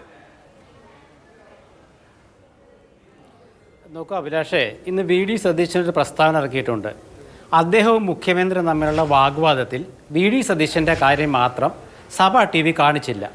അപ്പം നിങ്ങളൊരു കാര്യം മനസ്സിലാക്കുക, ഈ കഴിഞ്ഞ 2-3 മാസമായിട്ട് കേരളീയ പൊതുസമൂഹത്തിൽ മുഖ്യമന്ത്രിയുടെയും പാർട്ടിയുടെയും ഒക്കെ നിലപാടുകളെക്കുറിച്ച് ജനങ്ങൾ ഒരുപാട് ചിരിച്ചു തള്ളുകയാണ്. എന്ന് വെച്ചാൽ അവരാകെ അസ്വസ്ഥരായിരിക്കുകയാണ് CPM. അങ്ങനെ അസ്വസ്ഥമായ ഒരു CPM ഒരു നിയമസഭയെ നേരിടുക, LDF-ലെ ഘടകകക്ഷികളുടെ സമ്മർദ്ദത്തിനും ഭീഷണിക്കും വഴങ്ങി ചില നടപടികൾ കൈക്കൊള്ളുക, അങ്ങനെ വരുമ്പോൾ ഒരു സഭയിലെ പ്രതിപക്ഷത്തെ അഭിമുഖീകരിക്കാൻ മുഖ്യമന്ത്രിക്ക് വിഷമമുണ്ടാവും. ഇന്നത്തെ അവസ്ഥയിൽ അതാണ് സംഭവിച്ചത്. കാരണം മുഖ്യമന്ത്രി കൂടുതൽ പ്രകോപിതനാകുകയും സ്പീക്കർ പാർട്ടിയുടെ സംസ്ഥാന കമ്മിറ്റി അംഗമാണ് സ്പീക്കർ. അപ്പോൾ പാർട്ടിയുടെ ഒരു മുഖം രക്ഷിക്കാനായിട്ട് ഇന്ന് സ്പീക്കർ കൂട്ടുനിന്നിട്ടുണ്ട്. കാരണം ഒരു ഘട്ടത്തിൽ കഴിഞ്ഞ വർഷം അങ്ങിത് കാണുന്നില്ലേ എന്ന് ഷംസീറിനോട് മുഖ്യമന്ത്രി ചോദിച്ച ശേഷം ഷംസീറിൻ്റെ നിലപാട് സഭയുടെ ബിസിനസ് നടത്തി കൊടുക്കുന്നതിൽ മുഖ്യമന്ത്രിക്കൊപ്പം നിൽക്കുക എന്നുള്ളതാണ്. ഇവിടെ ഇന്ന് നടന്ന സംഭവങ്ങൾ പ്രതിപക്ഷത്തിൻ്റെ സ്ട്രാറ്റജിയുടെ കുഴപ്പമൊന്നും ആവില്ല. വൈകാരിക പ്രകടനങ്ങൾ നിയമസഭയിൽ ഏത് കാലത്തും ഉണ്ടായിട്ടുണ്ട്, അതിൽ തെറ്റൊന്നുമില്ല. അത് സ്വാഭാവികമാണ്, കാരണം രാഷ്ട്രീയമാണ്. പക്ഷേ ഇന്ന് നമ്മളൊരു കാര്യം മനസ്സിലാക്കേണ്ടത്, എന്തുകൊണ്ടാണ് സഭാ TV പ്രതിപക്ഷ നേതാവിൻ്റെ ചില കാര്യങ്ങൾ മനഃപൂർവ്വം കാണിക്കാതിരുന്നത്? അപ്പോൾ അതിൽ നിന്ന് നമ്മൾ മനസ്സിലാക്കുന്നത് പാർട്ടിയിലും മുന്നണിയിലും ഉണ്ടാകുന്ന അസ്വസ്ഥതകൾ പിണറായി വിജയനെ കൂടുതൽ അസ്വസ്ഥനാക്കുന്നു. അങ്ങനെ വരുമ്പോൾ ഇന്ന് പ്രതിപക്ഷത്തിന് അടിയന്തര പ്രമേയത്തിന് ഒരു അനുമതി കൊടുത്താൽ തന്നെ പ്രതിപക്ഷത്തിൻ്റെ ചില ചോദ്യങ്ങൾക്ക് എന്തായാലും സ്റ്റാർ ചോദ്യങ്ങൾ മാറ്റിയിട്ട് അൺസ്റ്റാർ ആക്കിയല്ലോ, അവ ഉത്തരം പറയാൻ പറ്റില്ല മുഖ്യമന്ത്രിക്ക് എന്ന് തെളിഞ്ഞു കഴിഞ്ഞു. അതുപോലെ തന്നെ പത്രസമ്മേളനങ്ങളിൽ മുഖ്യമന്ത്രിക്ക് ഉത്തരം പറയാൻ പറ്റില്ല എന്ന് തെളിഞ്ഞു കഴിഞ്ഞു. ഡൽഹിയിലെ PR വർക്കുമായി ബന്ധപ്പെട്ട് മുഖ്യമന്ത്രിക്കും പാർട്ടിക്കും വ്യക്തമായ ഉത്തരം നൽകാൻ പറ്റില്ലെന്ന് തെളിഞ്ഞു കഴിഞ്ഞു. താങ്കൾ സൂചിപ്പിക്കുന്ന ഈ PR വിഷയവും ഈ മലപ്പുറം വിഷയവും ഒക്കെയാണ് ഇന്ന് അടിയന്തര പ്രമേയമായി ചർച്ച ചെയ്യാനിരുന്നത്. അപ്പോൾ പ്രതിപക്ഷത്തെ MLA-മാർക്ക് എഴുന്നേറ്റ് നിന്ന് ഈ കാര്യങ്ങൾ പറയാനും മുഖ്യമന്ത്രി അവിടെ ഇരിക്കല്ലേ, മുഖ്യമന്ത്രിയുടെ സവിധത്തിൽ മുഖ്യമന്ത്രിയെ നേർക്കുനേർ അഭിമുഖീകരിച്ച് ഈ കാര്യങ്ങളൊക്കെ ചോദിക്കാനും പറയാനുമുള്ള അവസരമായിരുന്നു. എന്ന് മാത്രമല്ല, ജനങ്ങൾക്കും അത് കേൾക്കാമായിരുന്നു. കാരണം എല്ലാ ചാനലുകളും ഈ അടിയന്തര പ്രമേയത്തിന്റെ അവതരണവും അതിന്മേലുള്ള ചർച്ചയും തത്സമയം സംപ്രേഷണം ചെയ്യുമല്ലോ. അപ്പോൾ അങ്ങനെ വലിയൊരു ഓപ്പർച്യൂണിറ്റി കിട്ടിയ പ്രതിപക്ഷം എന്ത് ചെയ്തു എന്നുള്ളതാണ് ഞാൻ ആവർത്തിച്ച് ചോദിച്ചുകൊണ്ടിരിക്കുന്നത്. അല്ല, ഞാനതല്ലേ പറഞ്ഞത്. കാരണം നമ്മുടെ സഭ TV കാണിക്കുന്നതാണല്ലോ ജനം കാണുന്നത്. ആ സഭ TV പ്രതിപക്ഷത്തിൻ്റെ മുഖം കാണിക്കില്ല എന്നൊരു തീരുമാനം പാർട്ടി നേരത്തെ തന്നെ എടുത്തിട്ടുള്ളതാണ്. കാരണം അത് നമ്മളിവിടെ ചർച്ച ചെയ്യേണ്ടതാണ്, ഒരുപാട് നമ്മൾ സംസാരിച്ചിട്ടുള്ളതാണ്. അവിടെയാണ് പ്രതിപക്ഷ നേതാവ് പറഞ്ഞൊരു കാര്യം, ഞാനും മുഖ്യമന്ത്രിയും തമ്മിലുള്ള വാഗ്വാദത്തിൽ എൻ്റെ കാര്യം ഞാൻ പറഞ്ഞത് മാത്രം എഡിറ്റ് ചെയ്ത് കാണിച്ചു. ഇത് ജനം കാണുന്നതല്ലേ. പിന്നെ അഭിലാഷൻ, ഞാൻ ഈ പറഞ്ഞ കാര്യത്തിൽ എന്താണെന്ന് വെച്ചാൽ, നമ്മൾ പൊതുവേ ഒളിച്ചോടി എന്ന് പറയുന്ന ഒരു രാഷ്ട്രീയമായ ആക്ഷേപമുണ്ട്. നമ്മൾ പുറമെ നിയമസഭയ്ക്ക് പുറത്ത് ഒളിച്ചോടിയതാരാണ്? ഇപ്പൊ കേരളീയ സമൂഹം കാണുന്ന ഏത് പാർട്ടിക്കാണ് ഉത്തരവില്ലാത്തത്? ഗോവിന്ദ മാഷക്ക് ഉത്തരവുണ്ട്. അങ്ങനെ ഒരുപാട് ചോദ്യങ്ങളില്ലേ? അപ്പൊ സഭയിൽ വരുമ്പോൾ പ്രതിപക്ഷത്തിന്റെ ബഹളത്തിന്റെ മറവിൽ ഇന്ന് ഭരണപക്ഷം രക്ഷപ്പെട്ടു. അതാ സംഭവിച്ചത്. കാരണം പ്രതിപക്ഷം ഒരു ബഹളം ഉണ്ടാക്കി, അത് മറപിടിച്ചിട്ട് ഭരണപക്ഷം രക്ഷപ്പെട്ടു. നമ്മളിത് സ്പീക്കറെ നമ്മൾ ഭരണപക്ഷം രക്ഷപ്പെടാൻ പാടുണ്ടോ? എല്ലാ ചോദ്യങ്ങൾക്കും അക്കൗണ്ടബിൾ ആകണ്ടേ നിയമസഭ നടക്കുമ്പോൾ? അങ്ങനെ രക്ഷപ്പെടാൻ പാടില്ല. രക്ഷപ്പെടാനുള്ള പഴുത് കൊടുക്കരുത്. അവിടെയാണ് എനിക്ക് അക്കാര്യത്തിലുള്ള വിയോജിപ്പ്. ശ്രീ KV സുമേഷ്, ധാരാളം വിഷയങ്ങൾ വരാനുണ്ട്. കാരണം ഈ നിയമസഭാ സമ്മേളനം വളരെ ക്രൂഷ്യലാണ്. കഴിഞ്ഞ ഒരു മാസം എന്ന് പറയുന്നത് അക്ഷരാർത്ഥത്തിൽ കേരള രാഷ്ട്രീയത്തെ ഉഴുതുമറിച്ചിട്ടുള്ള ധാരാളം വിഷയങ്ങളുണ്ട്. തൃശ്ശൂർ പൂരം എങ്ങനെയാണ് കലങ്ങിയത്, അതുപോലെ എന്താണ് ADGP Ajith Kumar law and ഓർഡറിൽ ഇരുന്ന് ചെയ്തു കൂട്ടിയ കാര്യങ്ങൾ, PV അൻവർ പറഞ്ഞ കാര്യങ്ങൾ, എന്തൊക്കെയാണ് പൊരുൾ, എന്തൊക്കെയാണ് പതിര്, ഇതൊക്കെ സമൂഹം അറിയേണ്ടതുണ്ട്. ചോദ്യങ്ങളായി വരും, സ്വാഭാവികമായും ചർച്ചകളാവും. ഇതൊക്കെ വളരെ തുറന്ന് ആർജവത്തോടുകൂടി ചർച്ച ചെയ്യാനുള്ള ധൈര്യം ഭരണപക്ഷത്തിനുണ്ടോ ഇല്ലയോ എന്നുള്ളതാണ് വരുന്ന ദിവസങ്ങൾ തെളിയിക്കാൻ പോകുന്നത്. എല്ലാ ദിവസവും ഒച്ച വെച്ച് ബഹളം ഉണ്ടാക്കണം എന്ന് നിർബന്ധമൊന്നുമില്ല കേട്ടോ. അഭിലാഷേ, അതിൽ ഞങ്ങൾക്ക് LDF-നോ CPM-നോ ഗവൺമെന്റിനോ കേരളത്തിൽ ഉയർന്നു വരുന്ന ഏതെങ്കിലും ഒരു വിഷയം ചർച്ച ചെയ്യുന്നതിന് ഒരു മടിയില്ല. ഞങ്ങൾ കൃത്യമായിട്ട് ജനങ്ങളോട് കാര്യം പറഞ്ഞിട്ടുണ്ട്. ബഹുമാനനായ ശ്രീ ശ്രീകുമാർ പറഞ്ഞ പോലെയല്ല, ഇന്ന് പ്രതിപക്ഷം സ്വീകരിച്ച നിലപാട് തുടക്കം മുതൽ പ്രകോപനം ഉണ്ടാക്കുക, സ്പീക്കറെ ആക്ഷേപിക്കുക, സ്പീക്കറും സഭയും തമ്മിലുള്ള കമ്മ്യൂണിക്കേഷൻ ബാനർ കൊണ്ട് മറയ്ക്കുക, പ്രവർത്തിക്കാൻ കഴിയാത്തൊരു സാഹചര്യം ഉണ്ടാക്കി. ഇത് ശരിയാണോ എന്നുള്ള കാര്യമാണ് പ്രതിപക്ഷം ആലോചിക്കേണ്ട കാര്യം. ഇന്ന് മുഖ്യമന്ത്രി ശ്രീ അഭിലാഷും ജേക്കബ് സാർ ഇവിടെ പറഞ്ഞു, ശ്രദ്ധിച്ചിട്ടുണ്ടാവും. എന്താ, മുഖ്യമന്ത്രി ഈ വിഷയം റൂൾ 50 അനുസരിച്ച് സ്പീക്കർ ഈ വിഷയം പറഞ്ഞപ്പോൾ തന്നെ മുഖ്യമന്ത്രി ഏറ്റവും ശക്തമായി പറഞ്ഞ കാര്യം ഒരുപാട് തെറ്റിദ്ധാരണയ്ക്ക് ഇടയാക്കുന്ന നിലയിലാണ് ഈ കാര്യങ്ങൾ പ്രചരിപ്പിക്കപ്പെട്ടത്. ഇത് അടിയന്തരമായും സഭ ചർച്ച ചെയ്യണം എന്ന കാര്യമാണ് മുഖ്യമന്ത്രി പറഞ്ഞത്. അങ്ങനെ പറഞ്ഞ് ഭരണപക്ഷം നിലപാട്, ഗവൺമെന്റ് നിലപാട് വ്യക്തമാക്കുമ്പോൾ ഇത് ചർച്ച ചെയ്യാൻ തയ്യാറാണെന്ന് ആർജവത്തോടെ നിലപാട് സ്വീകരിക്കുന്നതിന് പകരം സ്പീക്കറുടെ പോഡിയത്തിലേക്ക് സ്പീക്കറെ അതിക്രമിക്കാൻ വേണ്ടി ആളെ വിടുന്നതാണോ ജനാധിപത്യ മര്യാദ? ആ മര്യാദയാണോ പ്രതിപക്ഷം സ്വീകരിക്കേണ്ടത്? കേരളത്തിൽ ഉയർന്നു വന്ന ഒരു വിഷയത്തോടും CPIM-ന് ഇവിടെ ലോക്സഭാ ഇലക്ഷൻ ശേഷം, ഞാൻ അധികം സമയം എടുക്കുന്നില്ല, ഇലക്ഷന് ശേഷം രൂപപ്പെടുത്തിയെടുക്കുന്ന ഒരു പുതിയ സാഹചര്യമുണ്ട്. ആ പുതിയ സാഹചര്യത്തിന് പിന്നിൽ Jamaat-e Islami, welfare party, SDPI ഉണ്ട്. ന്യൂനപക്ഷ വിഭാഗങ്ങളെ CPM എന്ന് LDF എന്ന് അകറ്റുക, ഇതൊക്കെ ഞങ്ങൾക്ക് മനസ്സിലാവും. ഈ സ്ട്രാറ്റജിയാണ് ഇവിടെ ഡെവലപ്പ് ചെയ്യുന്നത്. അതിന് അൻവർ ഒരു സുപ്രഭാതത്തിൽ ആക്ഷേപം ഉണ്ടായി പോയ ഒരാളൊന്നുമല്ല. ഞങ്ങളിപ്പോൾ എല്ലാ കാര്യവും പറയുന്നില്ല. അൻവറിന് പിന്നിൽ വലിയ ശക്തികളുണ്ട്, കോടിക്കണക്കിന് രൂപയുണ്ട്. ഒരു പുതിയ പാർട്ടി ഒരാഴ്ച കൊണ്ട് തെറ്റിപ്പിരിഞ്ഞാൽ രൂപീകരിക്കുക. വിശദാംശങ്ങൾ നമുക്ക് പിന്നീട് ചർച്ച ചെയ്യാം. കേരള രാഷ്ട്രീയം ഇതൊക്കെ മനസ്സിലാക്കുന്നത് ഞങ്ങൾ മനസ്സിലാക്കുന്നത്. മുഖ്യമന്ത്രിയെയും ഗവൺമെന്റിനെയും ആക്ഷേപിച്ച് LDF-നെ കഴിഞ്ഞ ലോക്സഭാ ഇലക്ഷനിൽ LDF പരാജയപ്പെട്ടു, വലിയ ധനയായി. പക്ഷെ നിയമസഭാ ഇലക്ഷനിൽ, പഞ്ചായത്ത് ഇലക്ഷനിൽ LDF ജയിച്ചു. ഇത് ആവർത്തിക്കാൻ പാടില്ല. ജനങ്ങൾക്കിടയിൽ LDF-നെ, മുഖ്യമന്ത്രിയെ മോശമായി ചിത്രീകരിക്കാൻ വേണ്ടിയിട്ടുള്ള ഒരു സ്ട്രാറ്റജി UDF-ഉം അതോടൊപ്പം ഞാൻ നേരത്തെ പറഞ്ഞ ചില സംഘടനകളും ചേർന്ന് കേരളത്തിൽ ആസൂത്രണം ചെയ്യുന്നു എന്നാണ് ഞങ്ങൾ മനസ്സിലാക്കുന്നത്. അതിൻ്റെ ഭാഗമായി BJP, ബഹുമാനപ്പെട്ട അനിയേട്ടൻ ഇവിടെ സംസാരിക്കും പറഞ്ഞു, BJP സ്വീകരിച്ച ഏത് നിലപാടിനോടാ ഞങ്ങൾക്ക് ഒരു യോജിപ്പുമില്ല. സംഘപരിവാർ EMS-ന്റെ ഗവൺമെന്റിന്റെ കാലത്താണ് മലപ്പുറം ഉണ്ടാകുന്നത്. ജേക്കബ് സാറിന് അറിയായിരിക്കും, അന്ന് MP ഗംഗാധരനും ഉൾപ്പെടെയുള്ളവർ സ്വീകരിച്ച നിലപാടെന്താ? അന്ന് അതിൻ്റെ ഭാഗമായി മലപ്പുറം ജില്ല രൂപീകരിക്കുമ്പോൾ റാവൽപിണ്ടിയിലേക്ക് ചൈനയുമായി ബന്ധപ്പെടുത്തി കേരളത്തിലെ കമ്മ്യൂണിസ്റ്റുകാരെ ആക്ഷേപിക്കാനാണ് ശ്രമിച്ചത്. മലപ്പുറം ജില്ല രൂപീകരിക്കാൻ നേതൃത്വം കൊടുത്ത ഗവൺമെന്റ് EMS-ന്റെ ഗവൺമെന്റ്, പാർട്ടിയുടെ പേര് CPIM. ഞങ്ങളെ മലപ്പുറത്തുകാരെ എതിരായി ചിത്രീകരിക്കാൻ പുറപ്പെട്ട മലപ്പുറംകാർ സമ്മതിക്കുമോ? അപ്പൊ ഇതിനെല്ലാം പിന്നിൽ ഒരു രഹസ്യ അജണ്ട രൂപപ്പെടുത്തിയെടുക്കുകയാണ്. ഞങ്ങൾക്കിത് കേരളത്തിലെ ജനങ്ങളോട് ചർച്ച ചെയ്യുന്നതിന് ഒരു വിഷയമില്ല. ശ്രീ അഭിലാഷെ, അടുത്ത ദിവസം ഏത് വിഷയം ഉന്നയിച്ചാലും ഞങ്ങൾ സുതാര്യമായി, സത്യസന്ധമായി CPIM എന്ന നിലയിൽ, LDF എന്ന നിലയിൽ കേരളത്തിലെ ജനങ്ങളോട് വസ്തുതാപരമായി കാര്യം അന്വേഷിക്കും. ഒറ്റ കാര്യം, കേരളത്തില് ജേക്കബ് സാറിന് അറിയാലോ, പിണറായി വിജയനെ എന്നേക്കാൾ കൂടുതൽ സൂക്ഷ്മമായിട്ട് നിരീക്ഷിക്കുന്ന ഒരു മാധ്യമ പ്രവർത്തനായിരിക്കുമല്ലോ. ഏതെങ്കിലും PR ഏജൻസിയുടെ ചെലവിലാണോ പിണറായി വിജയൻ എന്ന രാഷ്ട്രീയ നേതാവ് കേരളത്തിൽ വളർന്നു വന്നത്? അതൊന്നും നിങ്ങളുടെ ആ രീതിയൊന്നും കേരളത്തിൽ ചെലവാവില്ല എന്നാണ് വിനയ് ബെർസിന് എനിക്ക് പറയാനുള്ളത്. ശരി, ഏറ്റവും ഒടുവിലത്തെ PR സംഭവം എന്താണെന്ന് മുഖ്യമന്ത്രി നിയമസഭയിൽ അടുത്ത ദിവസമെങ്കിലും വിശദീകരിക്കുമായിരിക്കും. ചോദ്യങ്ങൾ വന്നാൽ ശ്രീ അനിൽകുമാർ, ഏറ്റവും പ്രധാനപ്പെട്ട ചോദ്യം, ഈ മലപ്പുറം വിഷയം ഒന്നുകൂടി ചർച്ചയ്ക്ക്. ശരി, ഇന്ന് എന്തായാലും സംഭവിച്ചു. അപ്പോൾ ഇനിയും എന്തായാലും താങ്കൾ തന്നെ നേരത്തെ പറഞ്ഞു സണ്ണി ജോസഫിന്റെ അടക്കം കാര്യം, നാളെ അല്ലെങ്കിൽ മറ്റന്നാൾ ഇതേ വിഷയം ചർച്ചയ്ക്കെടുക്കണം എന്ന് പാർലമെന്ററി പാർട്ടിയിൽ താങ്കൾ ആവശ്യപ്പെടുമോ? ഞാൻ അതിലേക്ക് വരുന്നതിന് മുമ്പ് ഒരു കാര്യം പറയാം. രണ്ട് കാര്യങ്ങൾ ബഹുമാനപ്പെട്ട എൻ്റെ സുഹൃത്ത് സുമേഷ് പറഞ്ഞ ഒരു കാര്യം, അതിനകത്ത് SDPI, ജമാഅത്തെ ഇസ്ലാമി, മുസ്ലിം ലീഗ് ഇത്തരം കാര്യങ്ങളൊക്കെ പറഞ്ഞു. തെരഞ്ഞെടുപ്പ് വരെ എന്തായിരുന്നു CPMന്റെ നിലപാട്? തെരഞ്ഞെടുപ്പിൽ ഏറ്റ തിരിച്ചടി എന്ന് പറയുന്നത് CPM വിലയിരുത്തി ഭൂരിപക്ഷ വോട്ടുകൾ പരമ്പരാഗതമായി കിട്ടിക്കൊണ്ടിരിക്കുന്ന CPMന്റെ ഭൂരിപക്ഷ വോട്ടുകളിലെ ചോർച്ച തിരിച്ചു പിടിക്കുന്നതിന് വേണ്ടിയാണ് വളരെ ബുദ്ധിപൂർവ്വം. ബഹുമാനായ ശ്രീ ജേക്കബ് ജോർജ് പറഞ്ഞല്ലോ, ബുദ്ധിയില്ലാത്ത ആളല്ല പിണറായി വിജയൻ. അദ്ദേഹം വളരെ ബുദ്ധിപൂർവ്വം ആസൂത്രിതമായി CPMന്റെ പരമ്പരാഗത വോട്ടുകൾ, CPMന്റെ പ്ലാറ്റ്ഫോം എന്ന് പറയുന്നത് എന്താണ്? മെജോറിറ്റി ഹിന്ദു വോട്ടുകളാണ്. കേരളത്തിൽ BJP വളരാതിരിക്കുന്നതിൻ്റെ ഒരു പ്രധാനപ്പെട്ട കാരണമായി ഞാൻ കാണുന്ന ഒരാളാണത്.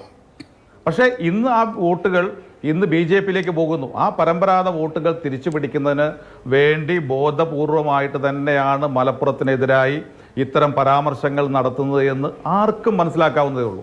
യാതൊരു തർക്കവും അക്കാര്യത്തിലില്ല. പിന്നെ മലപ്പുറം വിഷയവുമായി ബന്ധപ്പെട്ട കാര്യങ്ങൾ, എല്ലാ കാര്യങ്ങളും പറയാൻ മുഖ്യമന്ത്രിക്ക് ഒരു പ്രയാസവും ഇല്ല എന്ന് പറഞ്ഞു. അഭിലാഷിന് അറിയാമല്ലോ, അങ്ങുൾപ്പെടെയുള്ള മാധ്യമപ്രവർത്തകർ എത്ര ചോദ്യം മുഖ്യമന്ത്രിയോട് ചോദിച്ചു. ചിരിച്ചല്ല അദ്ദേഹം മറുപടി കിട്ടിയോ ആർക്കെങ്കിലും? ഇവിടെ പ്രിയപ്പെട്ട ശ്രീ സുമേഷ് പറയുന്ന പോലെ ഒന്നും മറച്ചു വെക്കേണ്ടായെങ്കിൽ എന്തുകൊണ്ട് മാധ്യമപ്രവർത്തകരുടെ ചോദ്യങ്ങൾക്ക് മുമ്പിൽ ചിരിച്ചുകൊണ്ട് ഒഴിഞ്ഞു മാറേണ്ട ഒരു ഗതികേട് കേരളത്തിന്റെ മുഖ്യമന്ത്രിക്ക് ഉണ്ടായി? അദ്ദേഹത്തിന് പലതും മറച്ചു വെക്കാനുണ്ടായിരുന്നു. മാധ്യമപ്രവർത്തകരും ഈ നിയമസഭാംഗങ്ങളെ പോലെ തന്നെ ഏറ്റവും പ്രധാനപ്പെട്ട ഒന്നല്ലേ, കാരണം അവരിലൂടെയല്ലേ ജനങ്ങൾ കാര്യങ്ങൾ അറിയുന്നത്. എല്ലാ കാര്യങ്ങളും മറച്ചു പിടിച്ചുകൊണ്ട് ഉത്തരം മുട്ടിയ സന്ദർഭത്തിൽ ചിരിച്ചുകൊണ്ട് എഴുന്നേറ്റ് പോയ മുഖ്യമന്ത്രി നമ്മുടെ മുന്നിലുണ്ട്. എന്നിട്ടാണ് പറയുന്നത് ഞങ്ങൾക്കെല്ലാം പറയാൻ ഒരു മടിയുമില്ല. പിന്നെ അവസാനത്തെ ചോദ്യം അങ്ങ് പറഞ്ഞല്ലോ, ഞങ്ങളെ സംബന്ധിച്ചിടത്തോളം ഇക്കാര്യം തീർച്ചയായിട്ടും നിയമസഭയിൽ ചർച്ച ചെയ്യും. നിയമസഭയിൽ അവസരമുണ്ട്. അഭിലാഷ് ആവർത്തിച്ച് പറയുമ്പോൾ പ്രേക്ഷകർക്ക് ഉണ്ടാകുന്ന ഒരു ബുദ്ധിമുട്ടുണ്ട്. ഇന്നത് നടക്കാത്തത് കൊണ്ട് പ്രേക്ഷകർ ധരിക്കും അയ്യോ ഇനി ഞങ്ങൾക്ക് ഇത് ഉയർത്താൻ കഴിയില്ല. അല്ല, ഇത് ഞങ്ങൾക്ക് ഇനിയും കൊണ്ടുവരാൻ കഴിയും, ഇനിയും ഞങ്ങൾക്കിത് ചർച്ച ചെയ്യാൻ കഴിയും, ഇനി ഇത് പറയാൻ കഴിയും. അതുകൊണ്ട് അത്തരം കാര്യത്തിൽ യാതൊരു ആശങ്കയും വേണ്ട. അത്തരം കാര്യം നിയമസഭയിൽ ചർച്ച ചെയ്യുക തന്നെ ചെയ്യും. ശരി, നമുക്കൊരു ഇടവേള അത്യാവശ്യമാണ്. ഇടവേളയ്ക്ക് ശേഷം മടങ്ങി. ചർച്ച അവസാന ഘട്ടത്തിലാണ്. ശ്രീ ജേക്കബ് ജോർജ്, വളരെ സീനിയർ ആയിട്ടുള്ള നേതാക്കൾ ഉൾപ്പെട്ടതാണ് UDFന്റെ പാർലമെന്ററി പാർട്ടി. അതിൽ രമേശ് ചെന്നിത്തലയും തിരുവഞ്ചൂരും അടക്കമുള്ള കോൺഗ്രസ് നേതാക്കളുണ്ട്, PK കുഞ്ഞാലിക്കുട്ടിയെ പോലെയുള്ള ലീഗ് നേതാക്കളുണ്ട്. ഇന്ന് പ്രതിപക്ഷ നേതാവ് എന്നുള്ള നിലയിൽ VD സതീശന്റെ പ്രകടനം മുഖ്യമന്ത്രി പറഞ്ഞതുപോലെ കുറച്ച് പക്വത കുറഞ്ഞതായിപ്പോയോ? സതീശൻ്റെ നിലവാരം താണതാണെന്നോ ഇന്ന് താണുപോയെന്നോ പറയാൻ ഞാൻ ഒരിക്കലും തയ്യാറാവുകയില്ല. കാരണം പ്രതിപക്ഷ നേതാവിൻ്റെ ചുമതലയാണത്. ഇന്നത്തെ ദിവസം ഞാൻ പറഞ്ഞു പ്രതിപക്ഷത്തിൻ്റെതാണ് എന്ന് പറഞ്ഞതുപോലെ പ്രതിപക്ഷത്തിൻ്റെതാണ് എന്ന് പറയുമ്പോൾ പ്രതിപക്ഷ നേതാവിൻ്റെതാണ് ഇന്നത്തെ ദിവസം അഭിലാഷ്. അത് അദ്ദേഹത്തിൻ്റെ കൈവിട്ടു പോയി എന്നുള്ളത് ശരിയാണ്. പക്ഷേ അദ്ദേഹത്തിന് ഇന്നിപ്പം സ്റ്റാർഡ് ക്വസ്റ്റ്യൻ ഞാൻ മാതൃഭൂമിയിൽ 82 മുതൽ നിയമസഭ റിപ്പോർട്ട് ചെയ്യുന്നത്. നമ്മളൊക്കെ ആദ്യകാലത്ത് ക്വസ്റ്റ്യൻ ആൻസറാണ് നമ്മുടെ വിഷയം. ചോദ്യോത്തരം പിന്നെ ശ്രദ്ധ ക്ഷണിക്കൽ പ്രമേയങ്ങളൊക്കെയാണ് നിയമസഭയിൽ നമ്മൾ ആദ്യം റിപ്പോർട്ട് ചെയ്യാൻ പോകുന്നത് ചെറുപ്പക്കാരായിട്ടിരിക്കുമ്പോൾ. അന്ന് സ്റ്റാർഡ് ക്വസ്റ്റ്യൻ എന്ന് പറഞ്ഞാൽ പ്രധാനപ്പെട്ടതാണ്. അതൊക്കെ മാറ്റുക എന്നുള്ളത് സംഭവിച്ചിട്ടില്ല. എത്രയൊക്കെ സത്രാൻ കൗൾ പറഞ്ഞാലും സഭയുടെ ഒരു കീഴ്വഴക്കമുണ്ട്. ആ കീഴ്വഴക്കത്തിന് തന്നെയാണ് വില, സംശയമൊന്നുമില്ല. പക്ഷേ അതിൻ്റെ പേരിൽ സ്പീക്കർക്കെതിരെ പ്രതിപക്ഷം നടത്തിയ നീക്കങ്ങൾ അതൊട്ടും ശരിയായില്ല. അതൊക്കെ പരിധി വിട്ടുപോയി. ആ പരിധി വിട്ടു പോയത് കൊണ്ടാണ് കാര്യങ്ങളെല്ലാം കൈവിട്ടുപോയി. അവിടെയാണ് പ്രതിപക്ഷത്തിന് പ്രത്യേകിച്ച് പ്രതിപക്ഷ നേതാവിന് പിഴവ് പറ്റിയത് എന്ന് തന്നെയാണ് ഞാൻ കണക്കാക്കുന്നത്.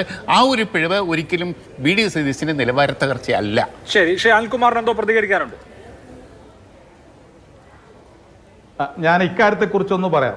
ഇത് ആദ്യത്തെ ഒരു സംഭവമാണ്. യഥാർത്ഥത്തിൽ 2011 മുതൽ 16 വരെയുള്ള ഉമ്മൻചാണ്ടി ഗവൺമെന്റിന്റെ കാലത്ത് അന്ന് ഒരൊറ്റ ചോദ്യത്തിന്റെ പേരിലാണ് എന്നോ നടന്ന പാമോലിൻ കേസുമായി ബന്ധപ്പെട്ട ഒരു ചോദ്യം ഉമ്മൻചാണ്ടി മുഖ്യമന്ത്രിയായിരിക്കുന്ന സമയത്ത് അത് സ്റ്റാർഡ് പട്ടികയിൽ നിന്ന് മാറ്റി എന്ന് പറഞ്ഞുകൊണ്ട് ഒരു ദിവസം മുഴുവൻ സഭ സംഭവിച്ചതാണ്. അന്നത്തെ എൻ്റെ ഓർമ്മ ശരിയാണെങ്കിൽ അന്ന് സഭ നടന്നില്ല എനിക്ക് തോന്നുന്നു. എന്നാൽ ഒരു കാര്യം എനിക്ക് ഉറപ്പാണ്, അന്ന് ചോദ്യോത്തരം നടന്നില്ല. ഒരൊറ്റ ക്വസ്റ്റ്യൻ. ഇവിടെ 49 ക്വസ്റ്റ്യൻ്റെ കാര്യമാണ്. ഞാൻ ബഹുമാനായ ശ്രീ ജേക്കബ് ജോർജ് പറയുമ്പോൾ ജനങ്ങൾ ധരിക്കും ഇത് ആദ്യമായിട്ടാണ്. അങ്ങനല്ല.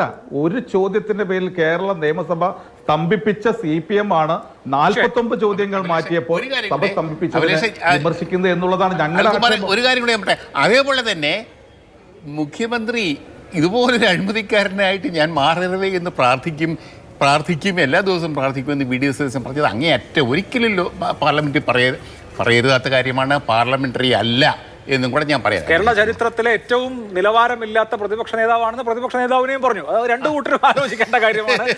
അത്ര കടന്ന് പറയണോ എന്നുള്ളത് രണ്ടു കൂട്ടരും ആലോചിക്കട്ടെ. ഒരു ഇതോട് ചേർത്ത് വെച്ചൊരു കാര്യം പറയാം. കേരള നിയമസഭ ഒരു മിനിറ്റ് കേരള നിയമസഭയെ സംബന്ധിച്ചിടത്തോളം നമ്മൾ നടപടിക്രമങ്ങൾ എടുത്തു നോക്കിക്കഴിഞ്ഞാൽ പ്രതിപക്ഷ നേതാക്കൾ അത് ഏത് പാർട്ടിയിൽപ്പെട്ടവരായാലും CPM ആവട്ടെ കോൺഗ്രസ് ആവട്ടെ അവർക്ക് എന്നും പ്രത്യേകമായ പ്രിവിലേജ് കൊടുക്കാറുണ്ട്. അത്യപൂർവം സന്ദർഭങ്ങളിലാണ് പ്രതിപക്ഷ നേതാവിന്റെ പ്രസംഗങ്ങൾ നിയമസഭാ രേഖകളിൽ നിന്ന് മാറ്റുക. അത്യപൂർവമായി നിങ്ങൾ എടുത്തു നോക്കൂ നടപടിക്രമങ്ങൾ. വളരെ ലാഘവത്തോടു കൂടി പ്രതിപക്ഷ നേതാവിന്റെ പ്രസംഗം രേഖയിൽ നിന്ന് മാറ്റുന്നു എന്ന് പറയുമ്പോൾ ശരിയായ കാര്യമാണ്. ചെയറിനെതിരെ പറഞ്ഞത് മാറ്റുന്നതാണ് പറഞ്ഞത്. അന്ന് സ്പീക്കർ വ്യക്തമാക്കിയത് ചെയറിനെതിരെ പറഞ്ഞു എന്നുള്ളതാണ്. മുഖ്യമന്ത്രിക്കെതിരെ നടത്തിയ പരാമർശങ്ങൾ മാറ്റിയിട്ടില്ല.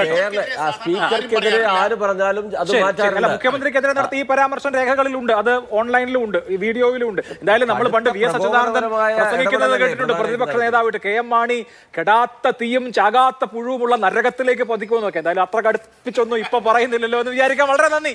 ചർച്ചയിൽ പങ്കെടുത്ത എല്ലാവർക്കും സൂപ്പർ പ്രൈം ടൈം അവസാനിക്കുന്നു. നമസ്കാരം.